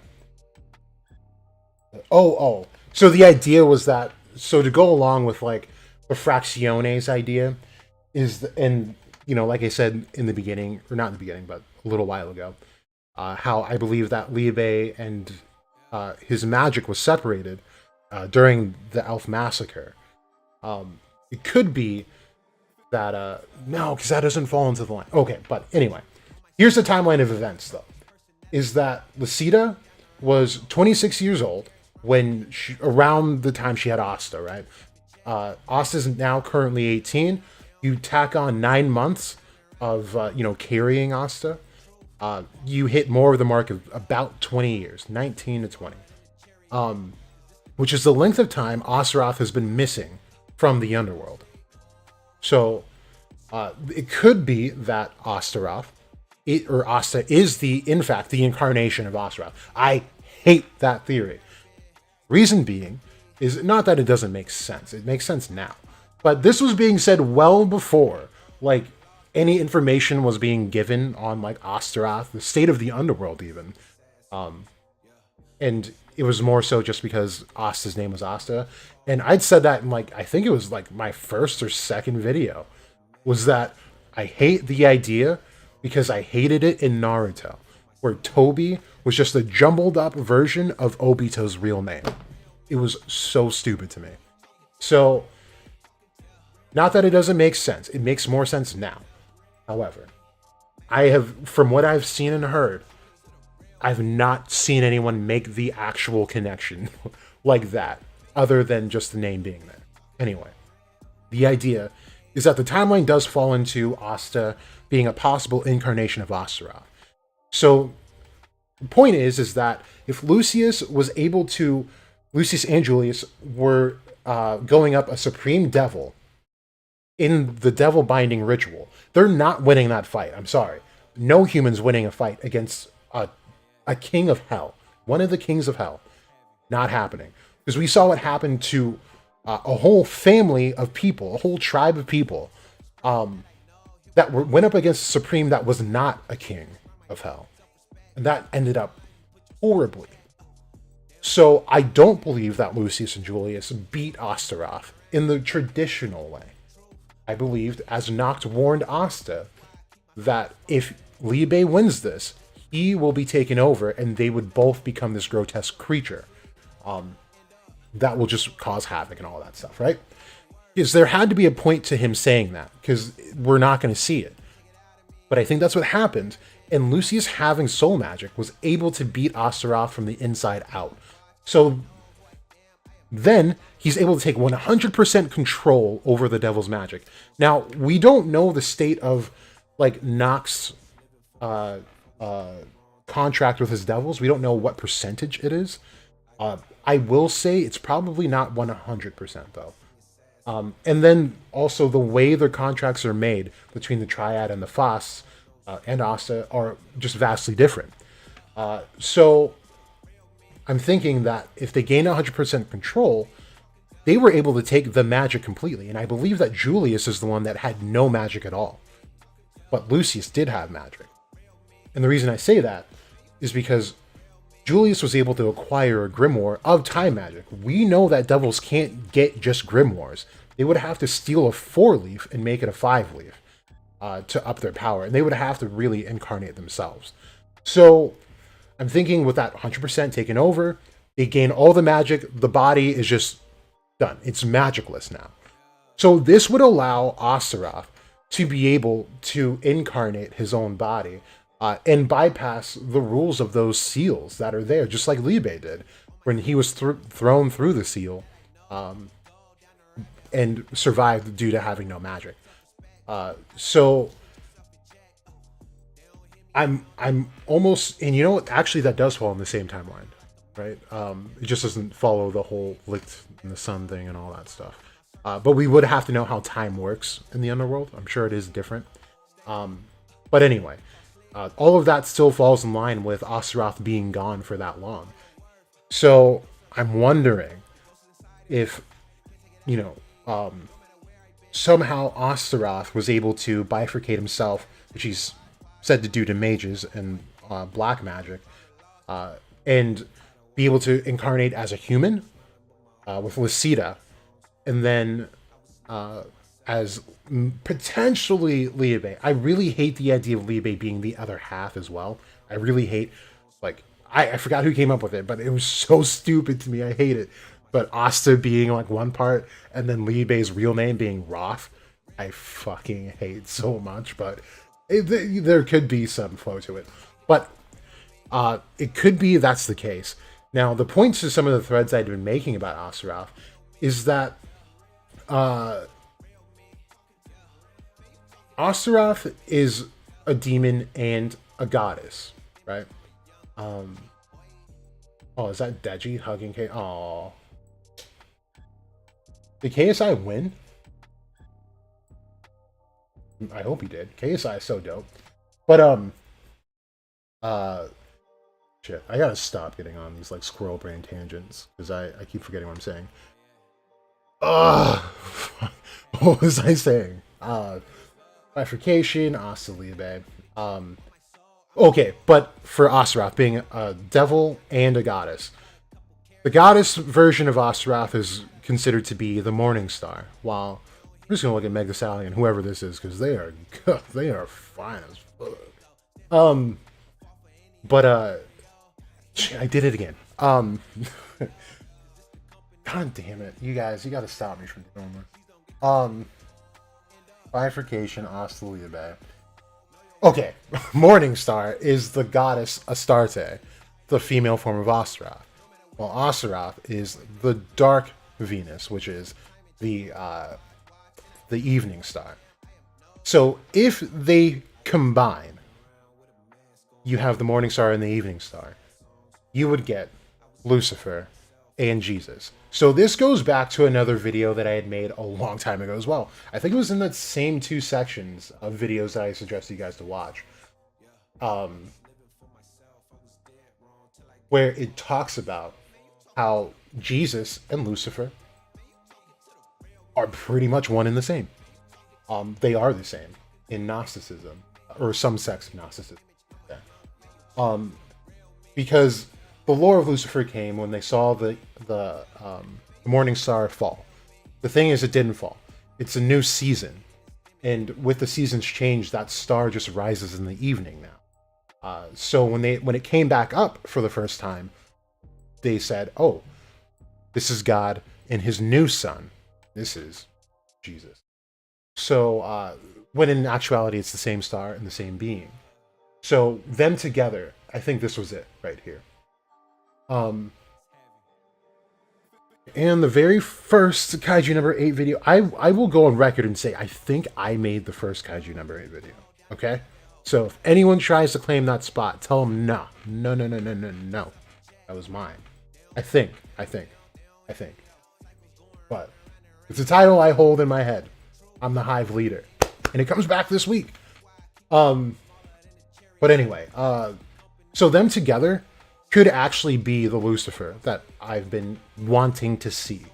And the power that they got came straight from Chaos. So since Astaroth no longer has that magic and it's being held by Lucius, the powers of Chaos found them. And since it's compatible with a devil, the only devil with no magic was Libe. So it was almost a stroke of luck that he had no magic, because then he can become the overlord of all of the devils in the Clipot. So that's kind of what I'm thinking right now. Okay. Devil Lily will not have pot potato magic. That's the saddest realization that I think we have to come to terms with, actually. That she will not have pot potato magic. Sad day, really. Sad day. Haj Village is the ritual site of Lord Seke. I think the Witch Queen is Lucius's ancestor. I don't think she'd be an ancestor. She's only 100 years old. Yeah, I think she's got like a finite number on her age. I don't think she'd be an ancestor.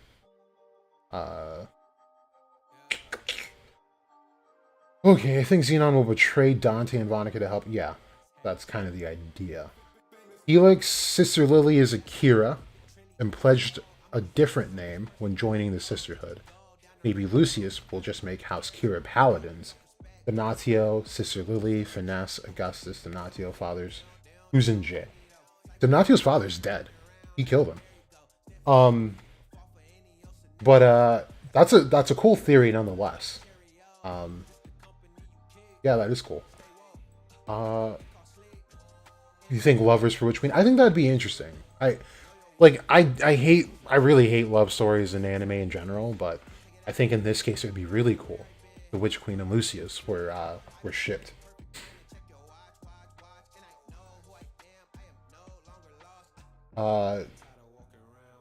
Okay. If anything, you think Hungry Joker is a sequel mirroring how a real world planned out, with magic being science in its earliest stages. Yeah. Dylan, and saying Xenon will probably be at odds with his elder brother once he comes back. I hope he doesn't actually come back. I really do think he's an aspect of Lucius, like a fraction. But I'm on board with that if he is separate. If Asta does die temporarily. Oh wait, did I skip? I think I've been skipping some. Sorry, I'm trying to keep up. I'm not even close to the bottom. Oh yeah, I am. You saw Dimitri on my timeline, Quan? Who's Dimitri? Oh, on my TL. Yeah, I didn't post it. It's whoever I follow, I guess. I don't know anything about Fire Emblem. How do you think Tabata is going to break down the whole dwarves are dark elves confusion and lore? Yeah, I don't know. I think he's just I think he's making them separate. Because yeah, I know what you're saying. In lore, dark elves and dwarves are synonymous. There is no difference. So yeah, I don't know. It would be, well, let's go with this, because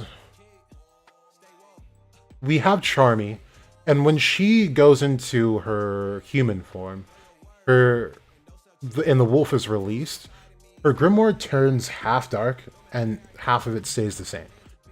So I think that is our clue as to what Tabata is doing, and maybe the dwarves are essentially just the dark elves, and they are dark in nature. So that could be the clue that we needed there. I'm missing out on Peak. I don't know. I don't know. It just never seemed interesting to me. I also don't game that much either. So, Kingsman, you heard a theory that states Julius is the reincarnation of Astaroth. Yeah, that's also very plausible. Because when he uses time magic, no one senses negative mana, so Astaroth's soul reincarnated as a human, and that's why Julius has time magic. So I don't know if it's as simple as like incarnating as, because like there has to be some control over what race you become, or like something else has to be happening. So it's not just as simple as like, oh yeah, I can just like rebirth myself and I choose to be human. I think there's more of a process that we just don't know of yet, but ideally, yeah, it's along those lines, I feel. Yeah, I actually did catch up with the comic, so I don't know what all these, it's Bay and whoever other Bay is. Who are these people? Um, feel like I kind of covered the topics I wanted to this stream, right? Oh, Yami. Let's talk about Yami real quick. So, and I was just talking to WK about this morning. So, what a nice guy. So I was talking to him, and I forgot what we were talking about Yami. Oh, he was saying how he wants Yami to be a paladin. I personally hope he doesn't. As you guys know from the beginning of the stream, I don't think he'll be one of the captains that falls in line with Lucius in the agenda, or even trying to save Lucius or Julius in that matter. So I went into talking about how I believe that Yami and that devil heart that he has, and I say devil heart in quotes, but I think he's had that even prior to the Advent. I know that sounds weird, but it just never was confirmed that it wasn't the case. And if the thing that bothers me and why I think that Yami's heart was there prior to the Advent was because it was never stated like that for William.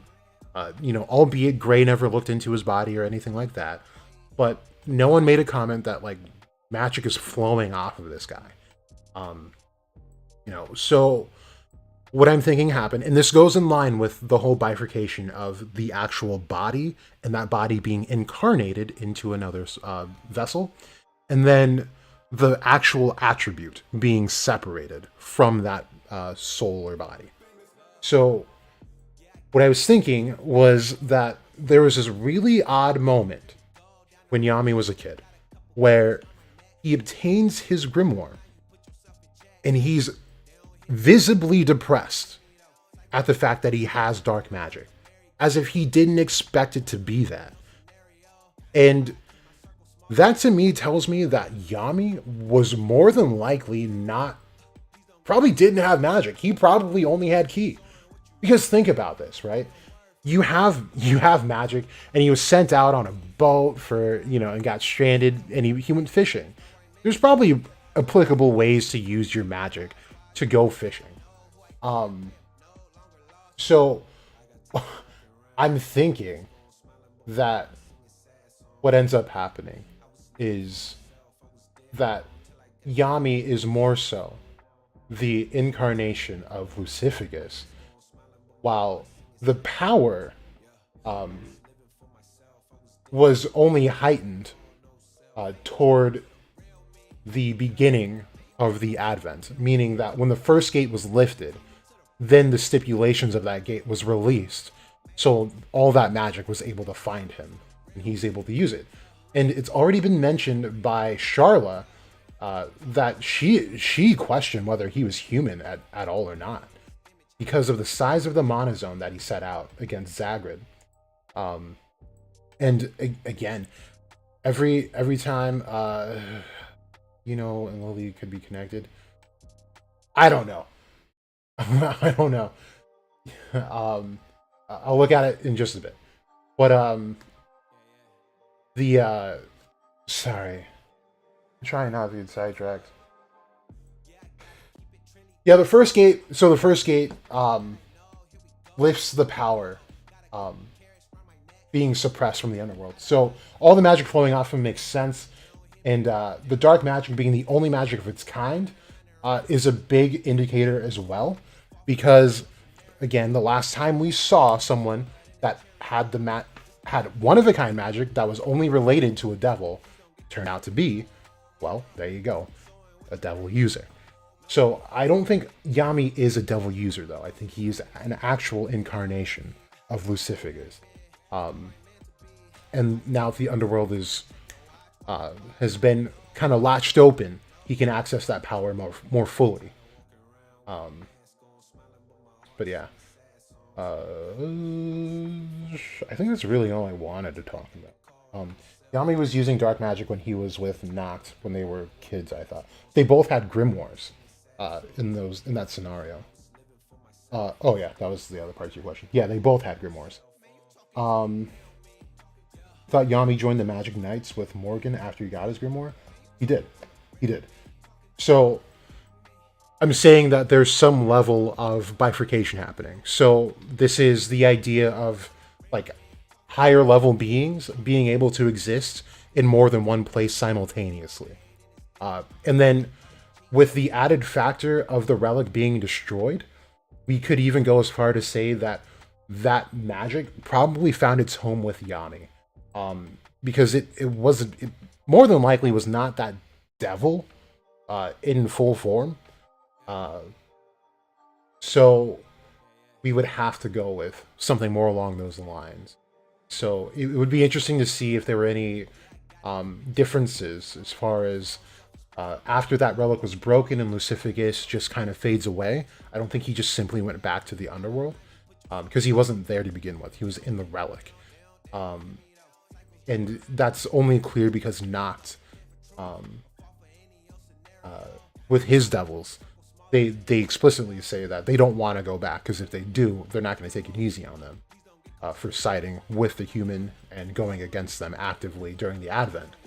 So, if anything, the magic was captured within that relic, and with that relic destroyed, it was set loose within the realm of the living, and probably existed in more of a state that Zagrid existed in towards the beginning. Oh, I didn't list it on the thing, but I think it's actually fair to say that it's possible that Zagrid had a pretty good idea of, what Lucius is doing. Again, he's the only one with any magic that has something to do with the soul, right? He's got word soul magic. And he knew how to get the Grimoire, how to incarnate himself into his own body, which may have been where he went wrong, because devils do have limitations. But with the Grimoire, he would exceed that limitation. But I was almost wondering if Zagrid may have been gunning for Lucius, because Lucius now has the key to recreate the world in his image, really. And if Zagrid could do the same, then it might have made sense that he may have been gunning for the Dark Triad and been actively against them, and it was actually working to keep the underworld more stable than it is now. And it may even suffice to say that there's an Osteroth or a higher existing Osteroth that can still be met in the underworld that used the failsafe. So I think one of the bigger things that that was kind of delved into was my train of thought being completely off again. Oh my god. I don't know. Maybe it's just because I didn't eat today. I don't know why I keep losing track of what I'm saying. But I'm talking about Osteroth. Oh, Jesus Christ, you guys. I kind of lost it. But if anyone could remind me what I was talking about, that would be great. Because I forgot. Let me look at your comments. Morris stated that Yami's power flows through the underworld. I forgot exactly. Yeah, it says that his power is like the power source of the underworld. Something like that. I know what you're saying. Let's see if we can just look it up while I try to regain whatever I was fucking saying, because I forgot. Morris, Black Clover. Sure, they have a snippet of him saying, "No, it's not 2 R's." That should be on that other thread I made. There's 2 types of Black Clover fans: the 1 R Morris, the correct ones, and the double R Morris. Okay. I'm pretty sure they do list it here, because whenever I look them up, they do use them. That panel was in this. It's 273.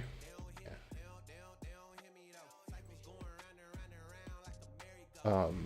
Let me try looking at it on Viz really quick. Because yeah, he does say that his power is like directly connected to the underworld. Forgot the exact wording though. Yeah. Okay, things are bad. Oh no, it wasn't that chapter. Must have been the chapter before. Or wait.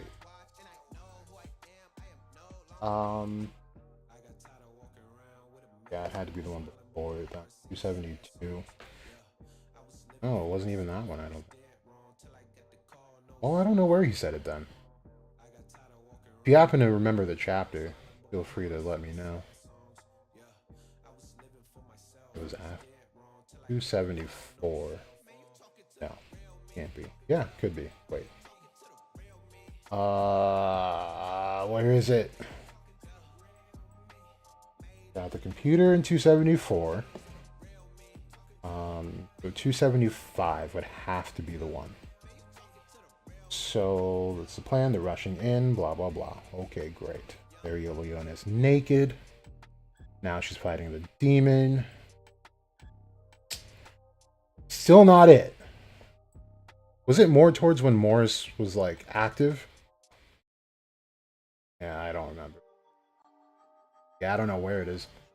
But yeah, he says something along the lines of that, where his power is like the source of the underworld or something like that. Something like that. I don't even read Black Clover, so why would I know? Whatever chapter Yami woke up. Oh shoot, that was, yeah, I don't remember that. I don't know. I don't remember what that was. You gotta eat 3 squares a day, Jack. Bro, this is adding to your lore of like having gone to prison, bro. That's not a good look. Bet I screen captured that for a later time, bro. So put a quarter up your ass because you played yourself. Sung Jin Woo. I think there is a devil who is above all devils, that even supreme rank devils. Yeah, his name is Lucifer. Lucifer or even Belial. It would be really nice to see Belial in this series. I don't think we will, because Belial is one of the newest actual king of hell discovered in religion. So I doubt that it would, but Belial is also just another form of Beelzebub. It all just goes back to Beelzebub, you guys. So very integral part. You think it's 313 or 314? Let me look it up real quick. Because yeah, I want to say what it actually is. Okay, Yami's live and 313.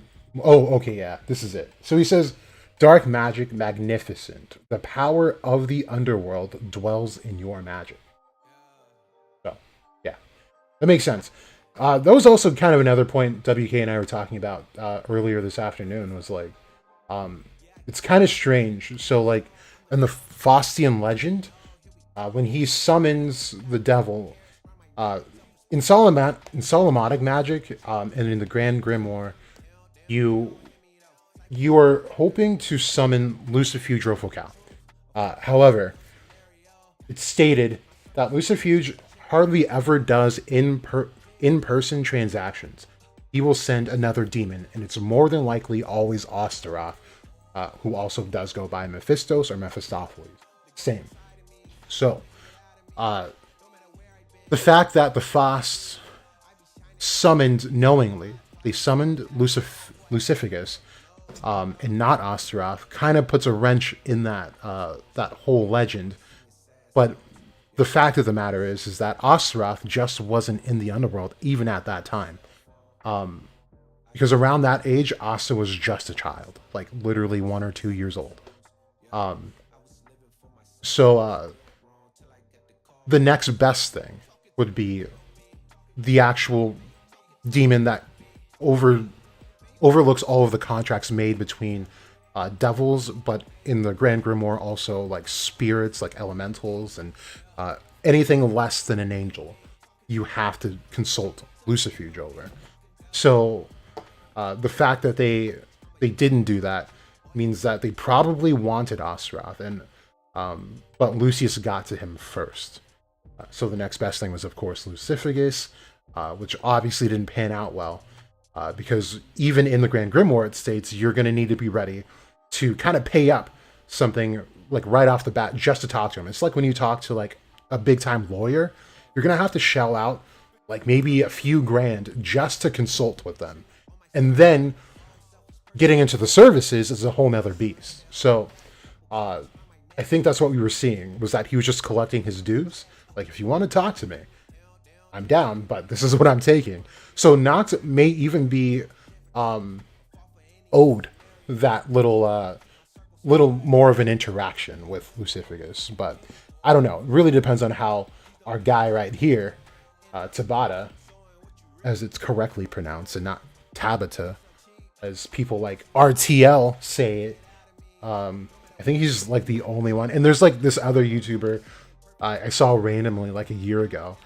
He does like a podcast format, and it was just getting under my skin. He was saying Tabata, and I was like, it's not Tabata. But yeah, I thought that was a funny post to make today. Proud of myself. Okay, Helix. During the first clip out, 90% of the world was destroyed, so everyone's descended from that last 10%, right? So that was part of what we were talking about last stream, Helix, was like the fact that there's a seabed temple. Those are probably more original than the ones that we see on land. Because with that comes a literal flood. So that could be like as close to Atlantis as we get. I hope we do get an Atlantis, like an actual Atlantis. But that might be it. Shelly, you can see Julius take over the Underworld for Astaroth. So Astaroth doesn't rule the Underworld. He's one of 3 kings, but he's the lowest ranking one. But to go back to what me and WK were talking about, was that in the way that the Solomonic magic and the Faustian lore paints Astaroth, Astaroth is below Lucifer Drofokal. And actually, I can just pull it up here. So here we go. I'll pull up that one in just a bit. But to show you both versions of the tree, we have, oh god, Black Clover has absolutely ruined looking up esoteric ideologies on Google, at least. So, let me just find one. Good lord. Oh my god. Let's use this one. Okay. So here. This is not correct by any means, you guys. Well, it's somewhat correct. However, the devils are not like correct. So Nama Lilith, Baal, but we'll look at the other tree in just a moment. Baal's not there at all. Adremelech, Belphegor. You have Astaroth, who is below Asmodeus. And then you have Belial, just like I said, is another name for Beelzebub. However, even here, Beelzebub is misplaced, because then Satariel is here, which it shouldn't be. And it's ruled by Lucifer in this. And I believe this is Weight that made this. And Weight is not the most popular reference ever, which is why you don't even see this layout, including Lucifer, in most of the ones that you pull up. Which is why I don't like using this anymore. I used to use the hell out of this back when I first started, but when I finally got, a handle on what was going on with this, this looks completely inaccurate. And I'll show you in just a sec. And then Moloch on the Thaumael, when it should be Satan and Moloch. So there's that. But even here, Astaroth is below Asmodeus, but is not a part of a supernal triad, meaning that this is just not, he's still a big deal for sure, but he's not as big a deal as, he's said to be. But let's get to the more accurate tree, made by Crowley. This one I tend to use now more often. You see here, after Lilith, we have 9. Then we go to 8 for Adremelech, who's also ruling with Belial. So here, the idea behind that, like I was saying earlier, is that Adremelech is a fraction of Moloch. while Belial is a fraction of, here as Crowley calls him, Samael, which is Beelzebub. You go over, and Asmodeus is no longer up here. He is down here, which I think makes more sense to me. And then we keep Belphegor here. We just include his brother Kiowa, who are the Antichrist and the false Messiah. So we're going from 6 to 5. So he's labeled as 5 here, Osteroth, and then we go to 4, which means Lucifuge still ranks over Osteroth. Now, Lucifuge is usually in the Satariel. And I've said this in other streams as well, and other videos. Crowley presents a more dynamic situation for Lucifuge, where he actually travels between the Abyss, which is very special, and is able to rule both of these realms. So here we have Aishat Zenonim instead. So I'm really more so thinking like the tree is not laid out like it should be, and it's kind of pushing me to this new tree being formed with people like Mario Leona, with like Liabe, and maybe even Asta, possibly even someone like joining those ranks. Because if we meet those devils, they're more benevolent, and there is room for more benevolent devils, because that's how it is described in some of Gnosticism and a lot on the left-hand path of magic. They are less antagonistic than they are trying to keep order and balance. So yeah, but I do think it's just really interesting to think about that the Foss family was definitely just okay with having a 15-year-old boy have a supreme devil. Like, devils is one thing for sure. Like, he had the, Plumede, and well, actually, we don't know who exactly he had at that moment. I think he had all of them when he summoned Lucifuge. Luciferus. But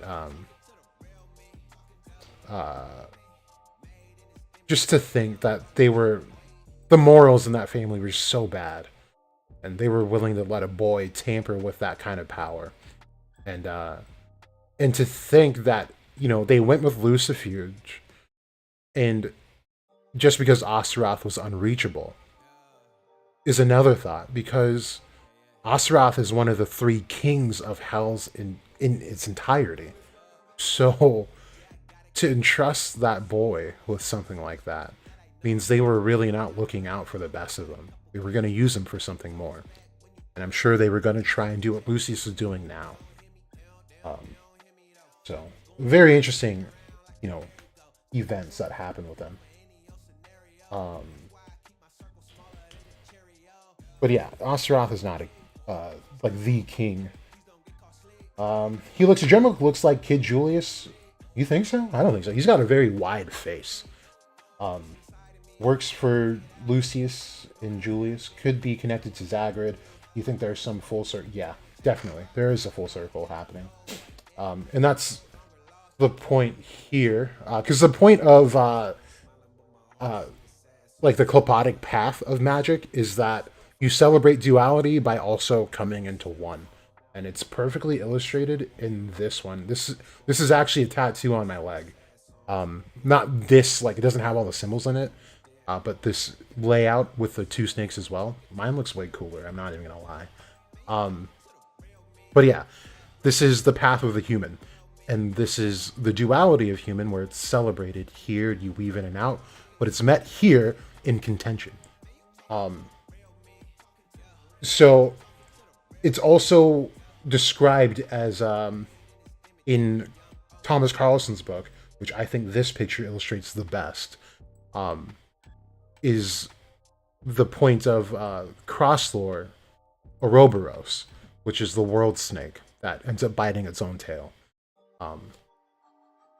Everything about dealing with the Qliphoth is confusing and cyclical, and once you start, it's almost impossible to stop. Like, you have to keep going. So the fact that the Underworld was tampered with at all probably force them into a cycle, humanity into a cycle, honestly, which is why we've had other advents in the past. So that'll have something to do with it. Sky, how's it going? Okay. When was it stated they were brothers? I just know they were two souls. Wait, you mean Julius? Julius is... I don't think it's stated they were like brothers. They were just born as two souls. Like he was just born that way, with two souls in one body. So, yeah, it's probably more like and the elf soul, where they were born together, but they're obviously like not brothers, but soul brothers. Kingsman Dryad will have some special knowledge that helps beat Lucius. Probably, I'm pretty sure he's going to go there next. Like, that's the place where they learn about the origin of souls and drawing closer to mana. And I believe we even saw souls circling around that tree the Dryad is guarding. So that is literally the source of all these souls. And if you can manipulate that, then that spells trouble for us. And one of the Paladins may be dead and with that tree right now. Because in Elysia, there are souls of the heroic. And part of Judgment Day is that, I believe it's like the 6th day, is that the dead will rise. So I'll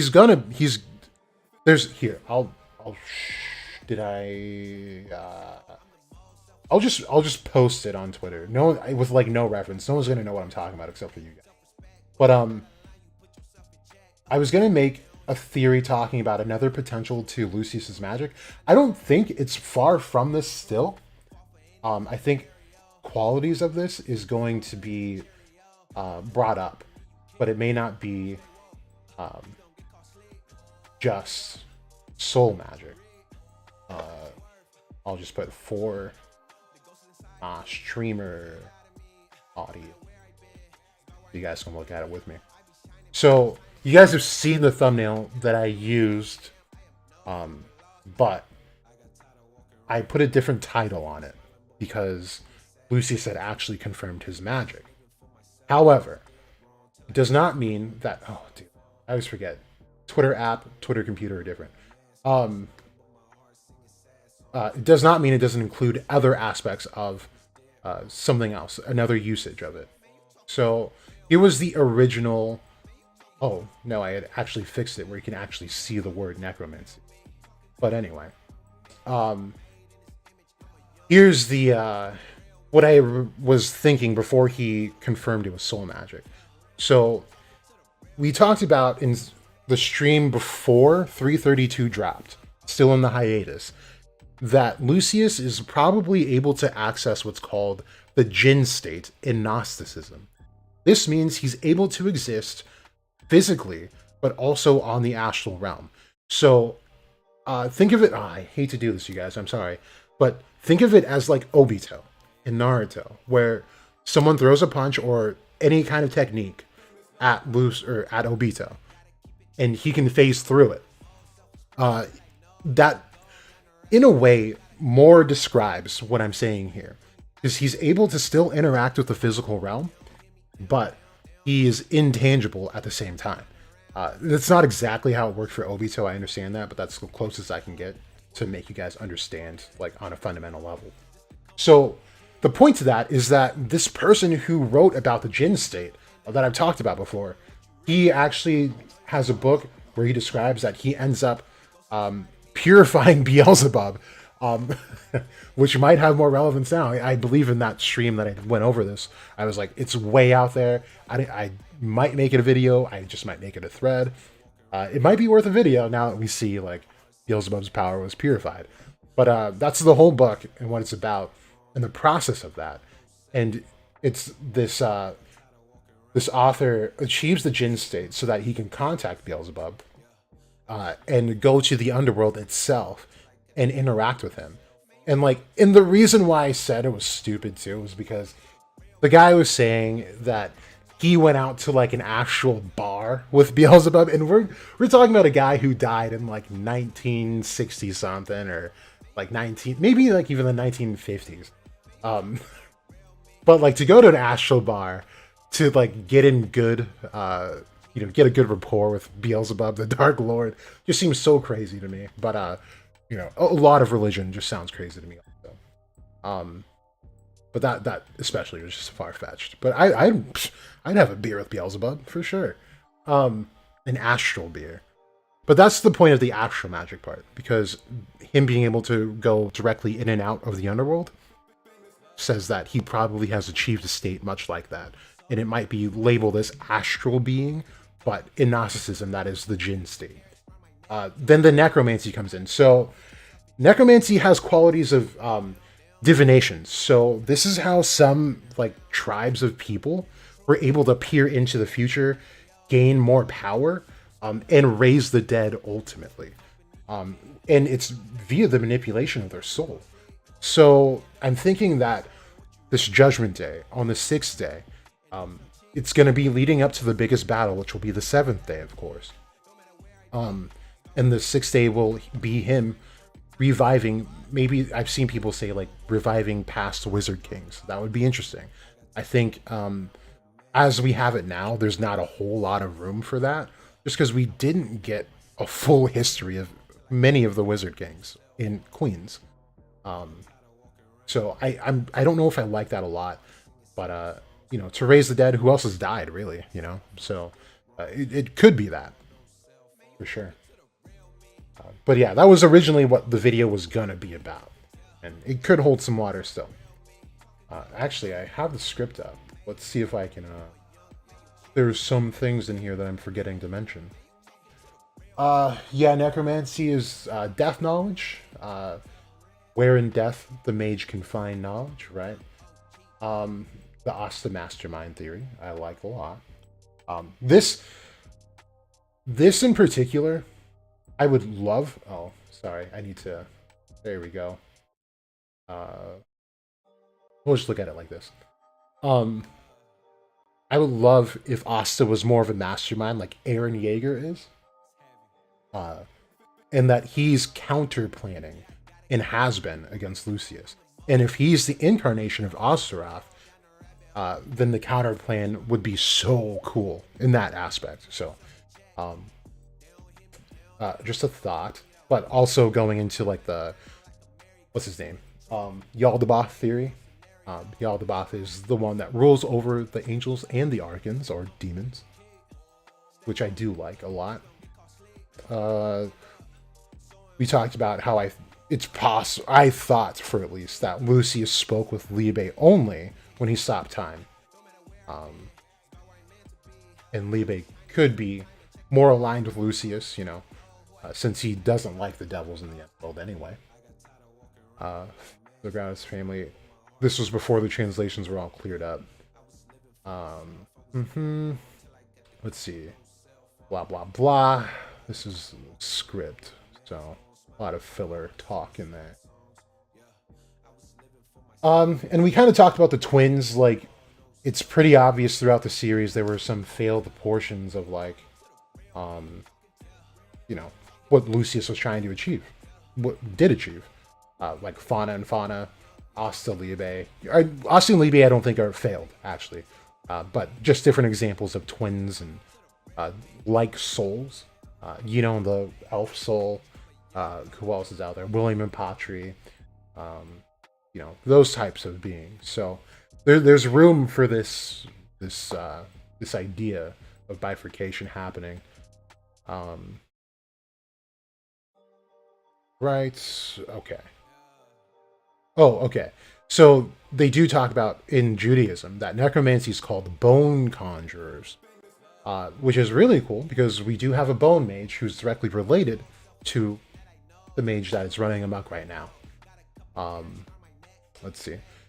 So this part I think is actually more important. So the art of necromancy itself is said to be a Canaanite practice, and as we know, the Canaanites worshipped who have now become some of the most evil deities in cosmic and spiritual existence.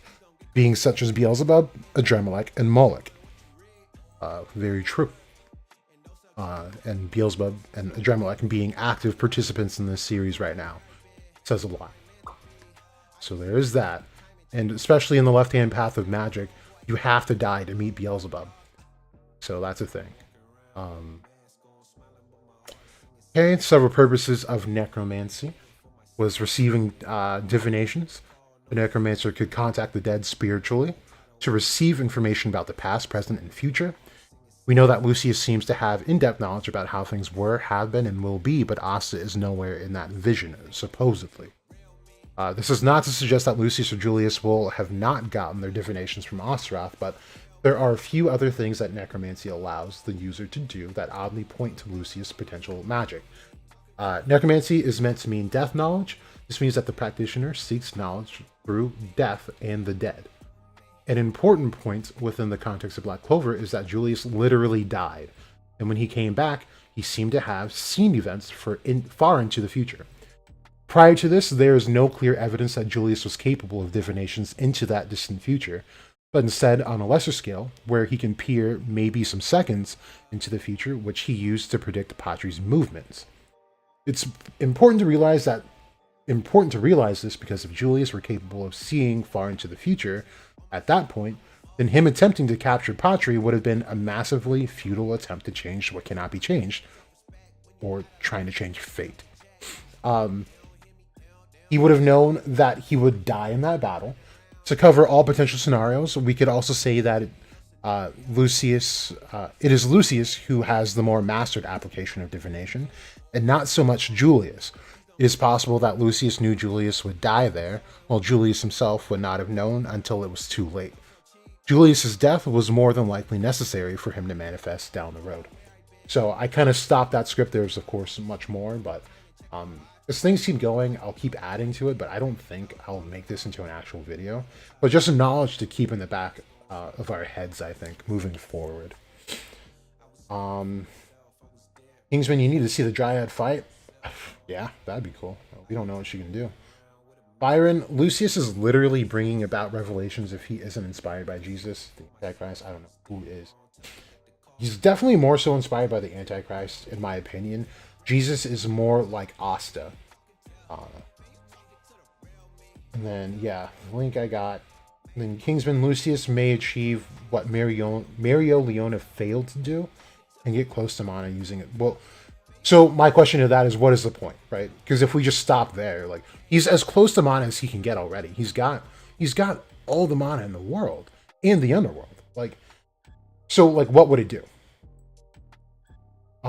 Jack and his rants name a better duo. Yeah, there's probably better duos out there, actually. Kingsman, Jin State sound OP because he could control spirits and all the souls of living creatures at once. I don't know if I go that far, but yeah, he'd be able to control souls for sure.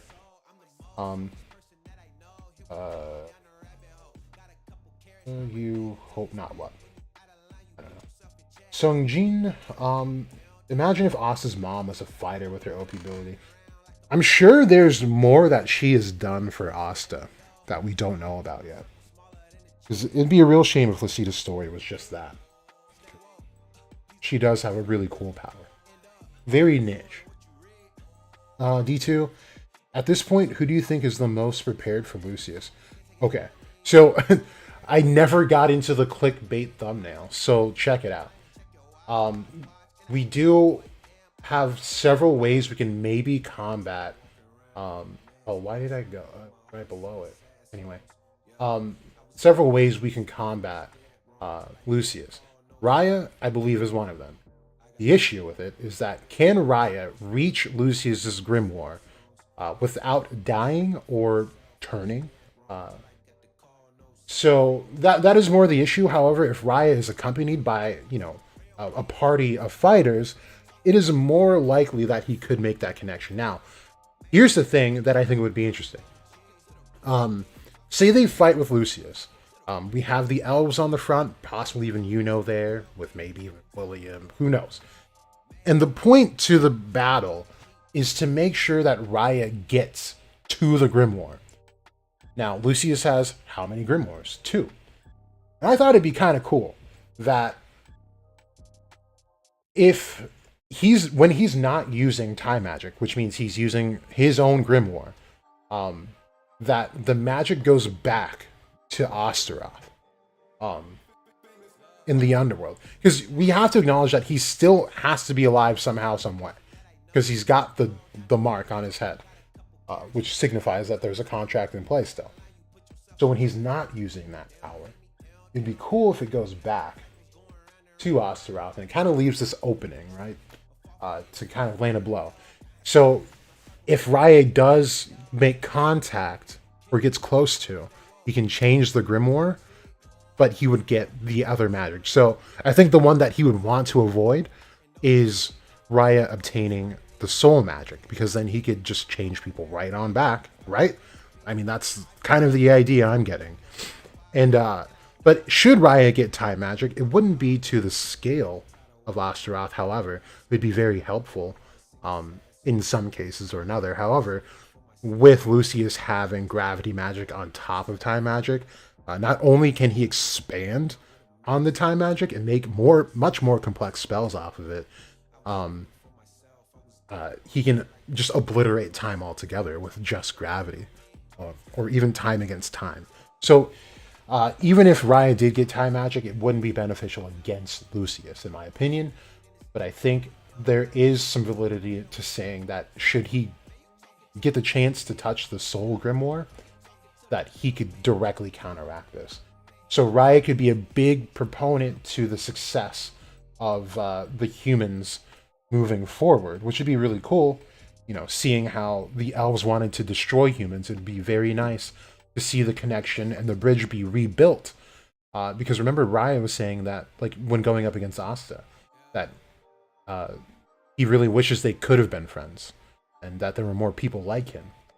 So if he's the one actively making that connection and that bridge between the elves and the humans, then when the story comes to a conclusion, humans and elves can live together for the first time without any conflict.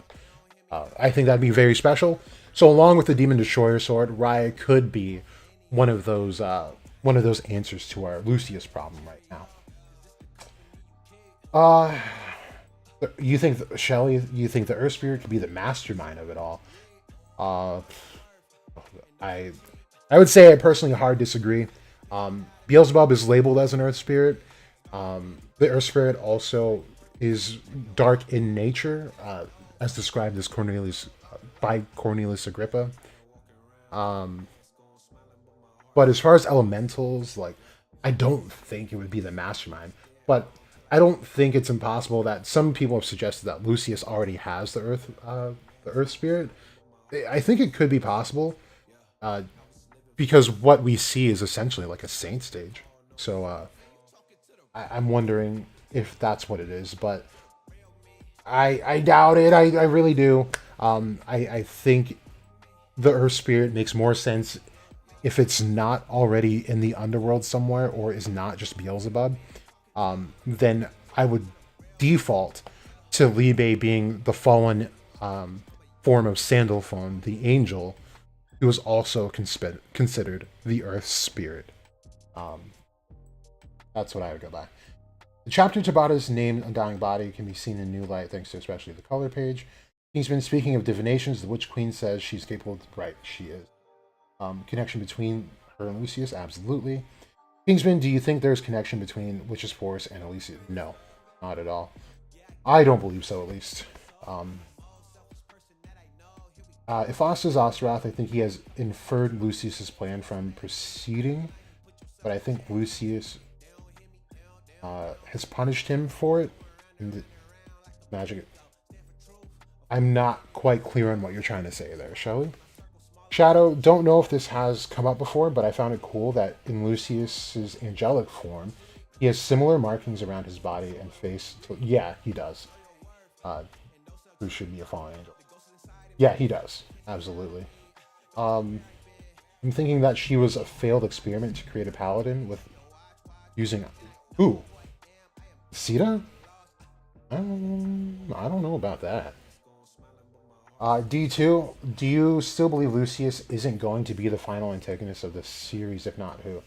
Um, I don't think so. Ultimately, I feel that Lucius will be like the main antagonist all the way up until a point. And then the final one, or the final couple, maybe, will be kind of short lived, but with a much bigger game plan than what Lucius is going for, even though Lucius is on a very large scale.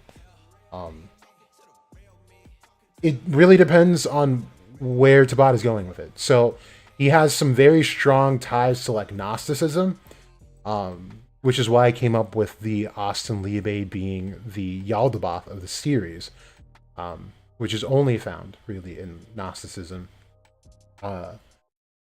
Should it be traditional lore, it's gonna be Lucifer. I think and it's not gonna be the same kind of antagonist though.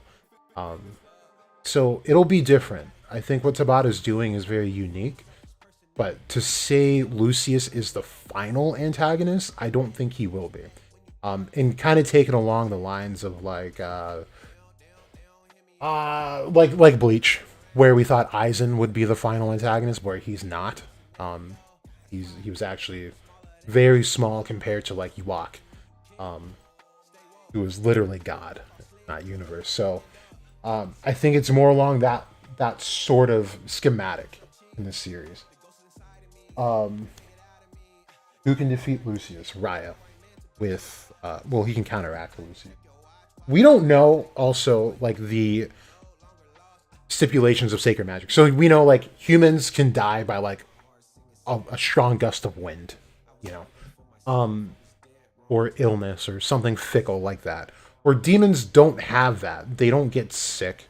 Their body could get torn to shreds. They just come right on back. But it has to be arcane magic for demons.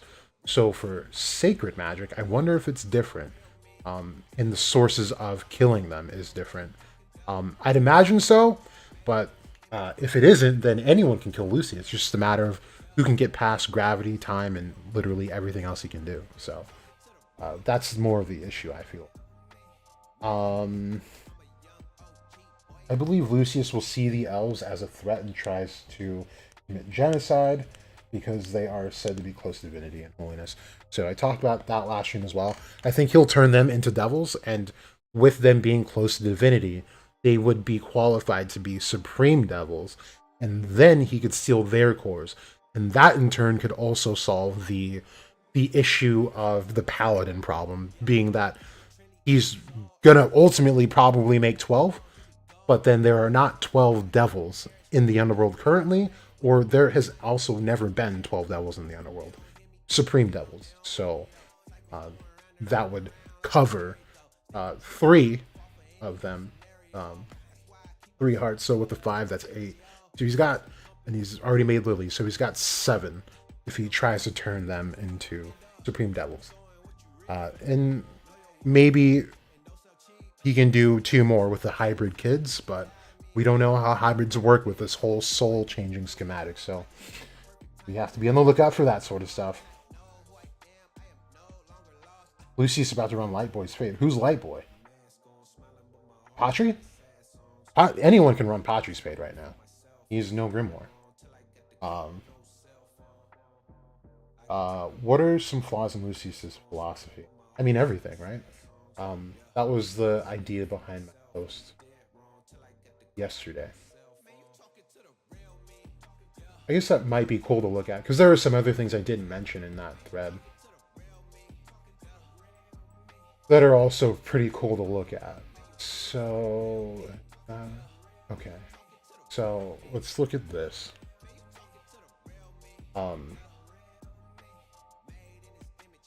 So I kind of talk about how what we see Lucius doing. Okay, here it is. I'll just read it as you go. Well, this being the outward expression of what Lucifer did. So if we look at the chapter where Lucifer is coming into being, and he's aggregating all of those bodies. He's literally aggregating the mass, the literal bodies of the devils, right? To form the one vessel. And it's this aggregation that is, it's really just him playing God, more or less. Because the whole idea is like you want to make God makes man in his image. However, he uses man, in quotes, he uses demon to make himself in his image, right? So it's like a perverted sense of what God did, which is fine, because that's exactly what Satan did. Then you have Lucius, who's able to extend that power to other people. So he's more so doing what God was doing by making humans in his own image.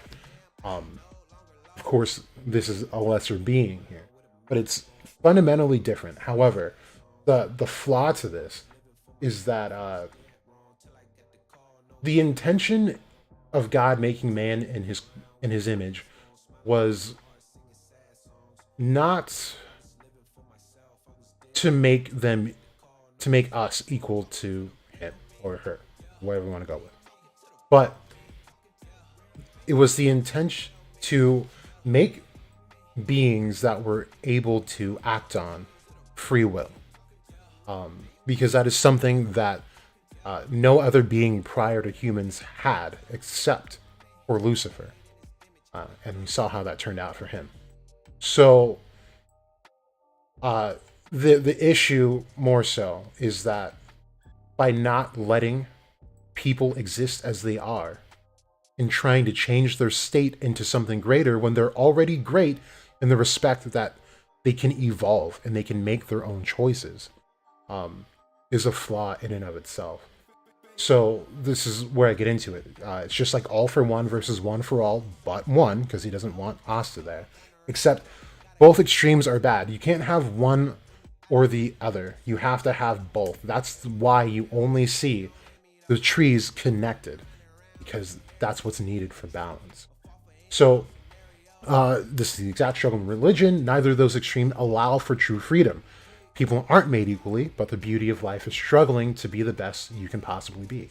So I do acknowledge in this that, Yuno does mention that, Will put it the best in his thread, that Yuno hasn't had to work for anything, and he states that, which is why he takes so much pride in achieving the rank of vice captain, and why he held even the Golden Dawn members that died, that we knew nothing about, meant something to him, because he earned their respect by the things that he did and the way that he carried himself, by never giving up.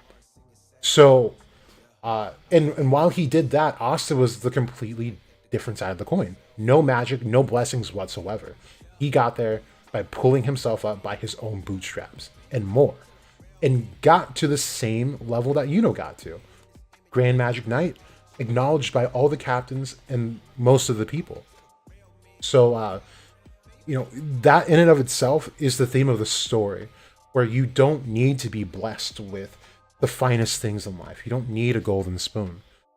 You could have the shittiest thing known to in existence. And as long as you have that will, the willpower to keep pushing past all the roadblocks, you will get to where you need to go. But you need to make sure that you are pushing to get there. Asta, Roku and I talked about this with WK, that even if given the opportunity of getting magic, Asta would not take it. He got that far without it. I don't think he needs it. And if he ever took it, it would take away the point of his existence of, or the point, not of his existence, but the point that he's been trying to relay to the population, that it doesn't matter how much magic you have or how little, you're just as valuable as the next person, but you might have to try harder than the next person. So there is that. It's a concept that is super shitty, but equally beautiful. We just talked about that. It's not being born weak or strong. It's about who persevered. And this was something that Tabata portrayed perfectly in this page right here with Seke crying. Also, Seke might be a pretty cool paladin in my opinion. But Seke, so let's go from left to right. I know that's taboo, but we'll go from left to right. We have Yuno. And he's like the golden boy. He never really had to try hard for his powers. He was just naturally gifted with all of these traits that allowed a much easier path to be walked by him. But he still did try hard, and that's what allowed him to exist on the same battlefield as a being like Lucifero. And we just explained Asta again. He no silver spoon, no golden spoon, no nothing. He was born from the dirt and raised by the dirt. And he still got to that same battlefield and was just as, if not a little bit more influential than Yuno was. And then you have someone like Seke, who lies in an area of gray. And I think Seke is such a perfect literary device to use. Because Seke, and I think I've made a whole video about this, as well as a thread, that Seke could have been one of the strongest magic knights we have come to know. And I know it's so weird to say, but think about what he can do. In chapter 2, before we were introduced to any of this, we saw curse magic from him. It was labeled hex magic, which is still curse. His perfect defense and offense would have worked against literally anyone. He just happened to pick the wrong guy that day. There was nothing Yuno had in his arsenal that would have stopped Seke that day. So I will say that much. But the fact that Asta beat him kind of pummeled his self-esteem into the ground. Asta kind of killed his potential. Not that Asta meant to, like, take Seke out of business, but Seke mentally wasn't prepared to push himself ever. And he states that in chapter 2 and in this chapter as well, I believe. Where he knew he was born like with decent magic. He was pretty good at it. He knew how to do creation magic as well. Very, very high level of creation magic. He knew how to fly already, which a lot of people were struggling to do. And again, this was only chapter 2. But then the Wizard King, having found him in like a weird time where it looked like Seke was really strong, allowed him to not actually push himself. He got to where he wanted to be in life, which was adored by ladies, making money in the Magic Knights. That's all he wanted. He never really had that drive to like make things better for the world. So he never pushed himself. He never got stronger from that point. So that's kind of the point to this whole story, I think. I saw someone said Seki will become a paladin. I wouldn't doubt it, to be honest. I think it'd be kind of cool. But yeah. But that's some of the themes that Tabata's going over here. I think I listed it separately. But like literally almost everything is inverse, and even the names of the chapters, right? So this one's called Severance, which is the exact opposite of aggregation, and that chapter is called The Mass. So he's doing a lot of the opposite stuff.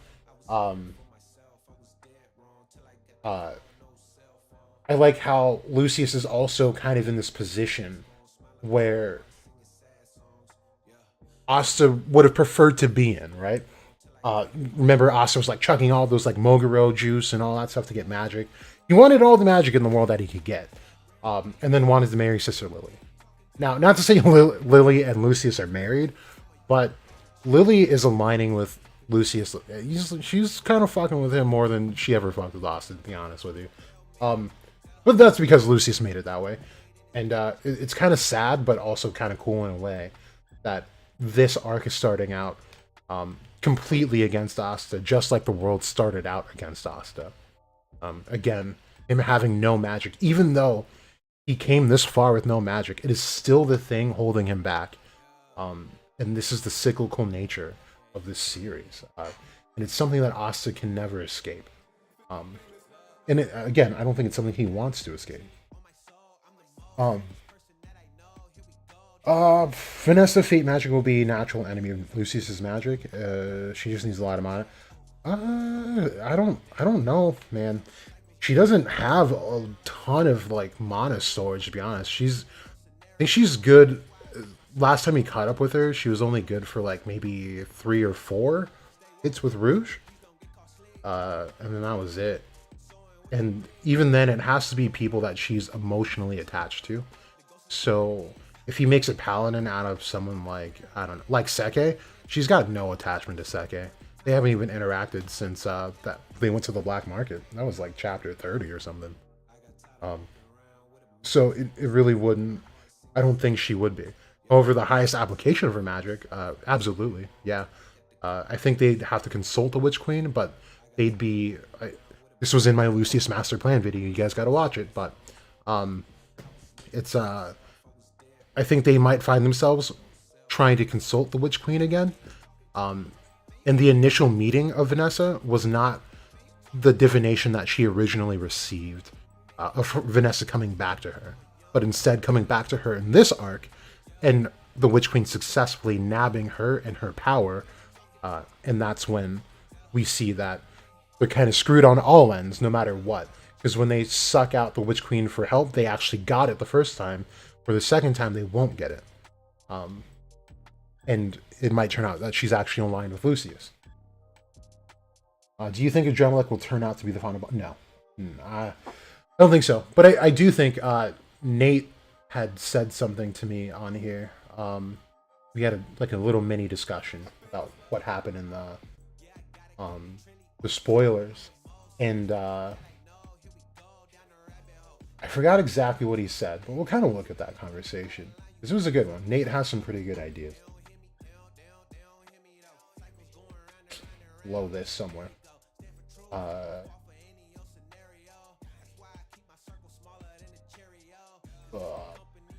Where is it? Good lord, do I post that much? I feel like go follow Dylan. I just hit his 400 follower. Dude, what the heck? I know I don't post this guy, dude. Okay, here it was. So yeah, if anything, I can see Adremalek in this kind of role. That Aizen put Okiora in the Espada arc. So he's leaving Los Noches to go. Why does it say Las Noches? Isn't Noches masculine in Spanish? Shelly, I think you're Spanish, or speak Spanish at least. Isn't it masculine? Shouldn't it be Los Noches? Anyway, yeah, he says I'll leave Los Noches in your, or Las Noches in your hands, Ulquiorra. And you see this blank spot, and there's a rip in the space, and Ulquiorra walks out. So Los Noches, to me, how I interpreted it, was kind of like an offshoot of like a hell where all these demons are, right? And these are the rulers. And he's leaving hell to Ulquiorra.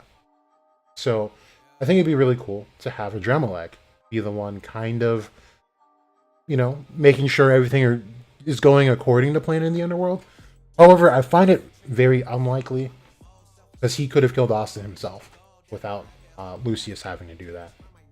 So that's why I think there's a third party war happening here. But it's a more silent war than anything.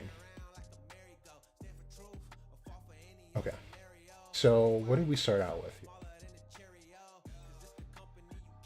So Nate said, highly doubt he's dead, most likely teleported away because it's spatial magic she's using.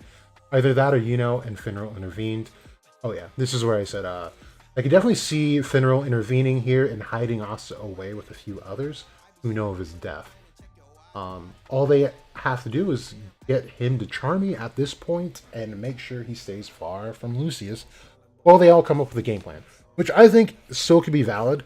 Because look, we have Finral who can instantly teleport now. Instantly. He was able to save Longreese from also a spatial spell. So if he teleports to the Black Bull base, Charmy's going to be there regardless. Can revive him, but who else do they have that they can hide from Lucius? Or hide Asta from Lucius? They have Gray. And Gray was able to change her shape, right? It hasn't really been stated that like her ki has changed or anything like that. However, if she's able to do that, then she could probably hide Asta well enough to keep him out of Lucius's gaze. So that's kind of what I'm saying here. Plus, with Noct out there, I can see him consulting with his devils, Plumede specifically, since Plumede has like the all-seeing eye or whatever technique that was, that he used to see that it was Morris that was speeding up the advent, to see what the state of the underworld really. And they could take advantage of the lack of rulership, and there could be more deals readily available to be struck with the devil without having to fight them necessarily, because they'd want to get rid of Lucius. It's in everyone's best interest right now. Nate says he thinks Lucius took out all the high-ranking devils of the Clipbot and purified them, meaning we'll have a paladin for each high-ranking devil he purified, excluding the twins. Also, what the hell happened with the Adrenaline? In the initial spoilers, it seemed like he said he took them out, so that's wrong. But it seems that the act of purification comes after he's chosen a paladin. But there should be 12 paladins per typical lore, so there's probably something more happening. Because like we were just saying, there's not even 12 devils in the underworld, supreme devils in the underworld. So that is the issue. That's when he said maybe by purifying he takes their souls and harbors it until he chooses a host like Lily to house it. It's possible the deal he made with Dremelic was that he'd be the new ruler of the underworld.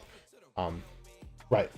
But that was, again, the only thing is that it seems that Adrenaline is not out for Lucius's best intentions. He would have killed Asta if that was the case, but he didn't. So I do believe that this third party is the Order of the Fly, and they recognize Asta as part of the Order of the Fly, or at least Liebe. And he might suspect that either one or both of them is Lucifer, which is the head of the Order of the Fly. Asta eating Liebe's heart, you can see it. That would be really, really interesting. Very sad at the same time, but very interesting. Because ideally, you would want one soul that has the attributes of multiple. The only thing is that there are 3 books called The Initiation of Magic by a man named Julius Evola, who delves all the way into this and more. And while we talk about dual souls, the point is to become a triune soul. So you would need 3 aspects to come together into one being to create the perfect vessel. And that's what brings you as close to godlyhood as you can become. So that's the idea. There's so much more to that. It's 3 books, and they're like laying on my bed right now, all spread out on different pages and stuff, trying to like make connections and all that. So that's probably bigger conversation for another time. You think Lucius made a deal with Adrenaline to make him a real angel? So he can return to heaven exchange. Whoa.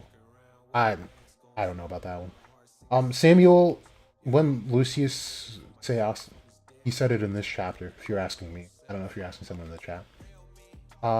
Kingsman, imagine Vanessa going to Alicia and learn ultimate magic. She would be OP. She would be OP, actually. You think Asta will come back as a demon? Shelly, you think a lot of things. Which one are you actually thinking? You think Asta will come back as a demon through the binding ritual? You mean a devil or an ancient demon? With the Black Bull's help, I think it will sack. Yeah, Broku and I just talked about that like last week.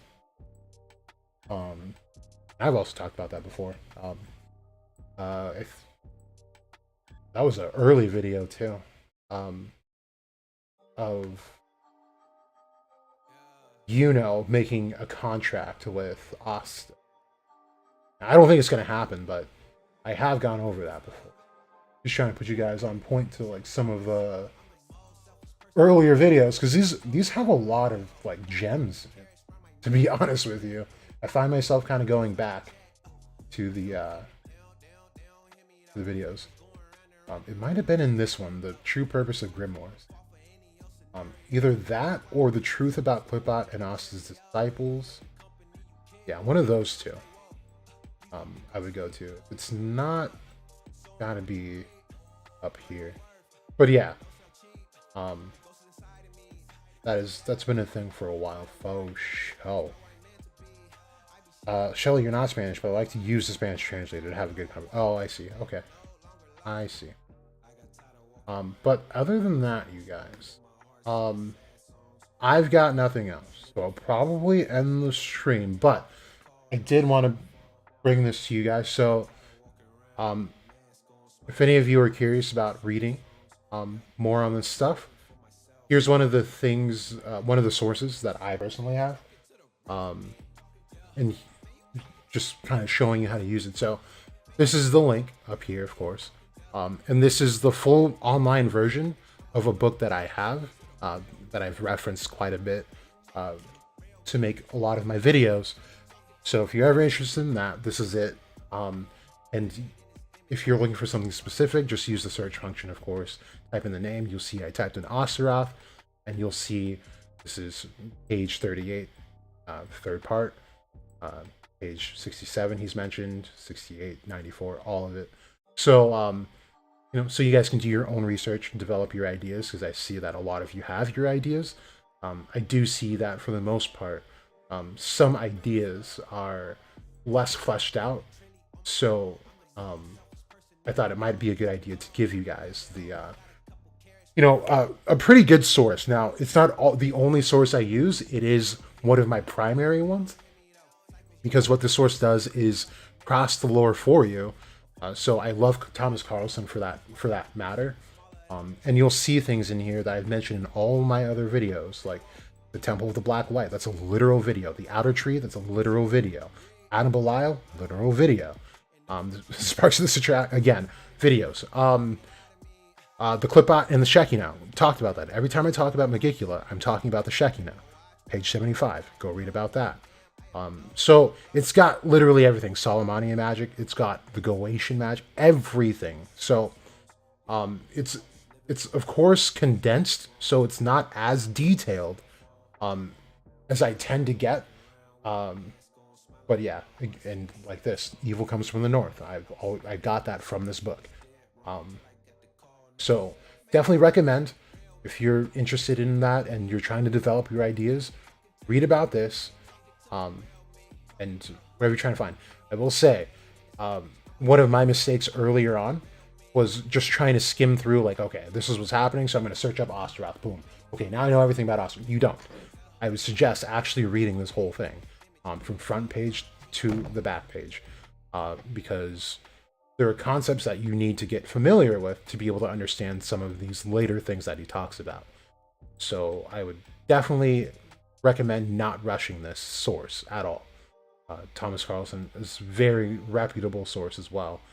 And he's also got music out as well. If you guys are familiar with like the Sitariel, he writes for that band. So, or if not, leads it.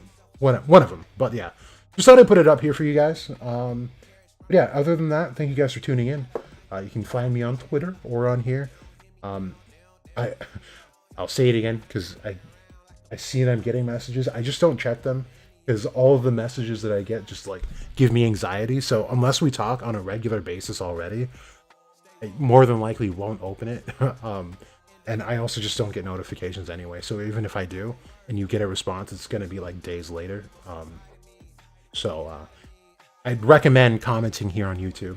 And not just for algorithm sakes, but I'll actually get the notification. And I am awful at responding to it. Like Helix can attest to that as well.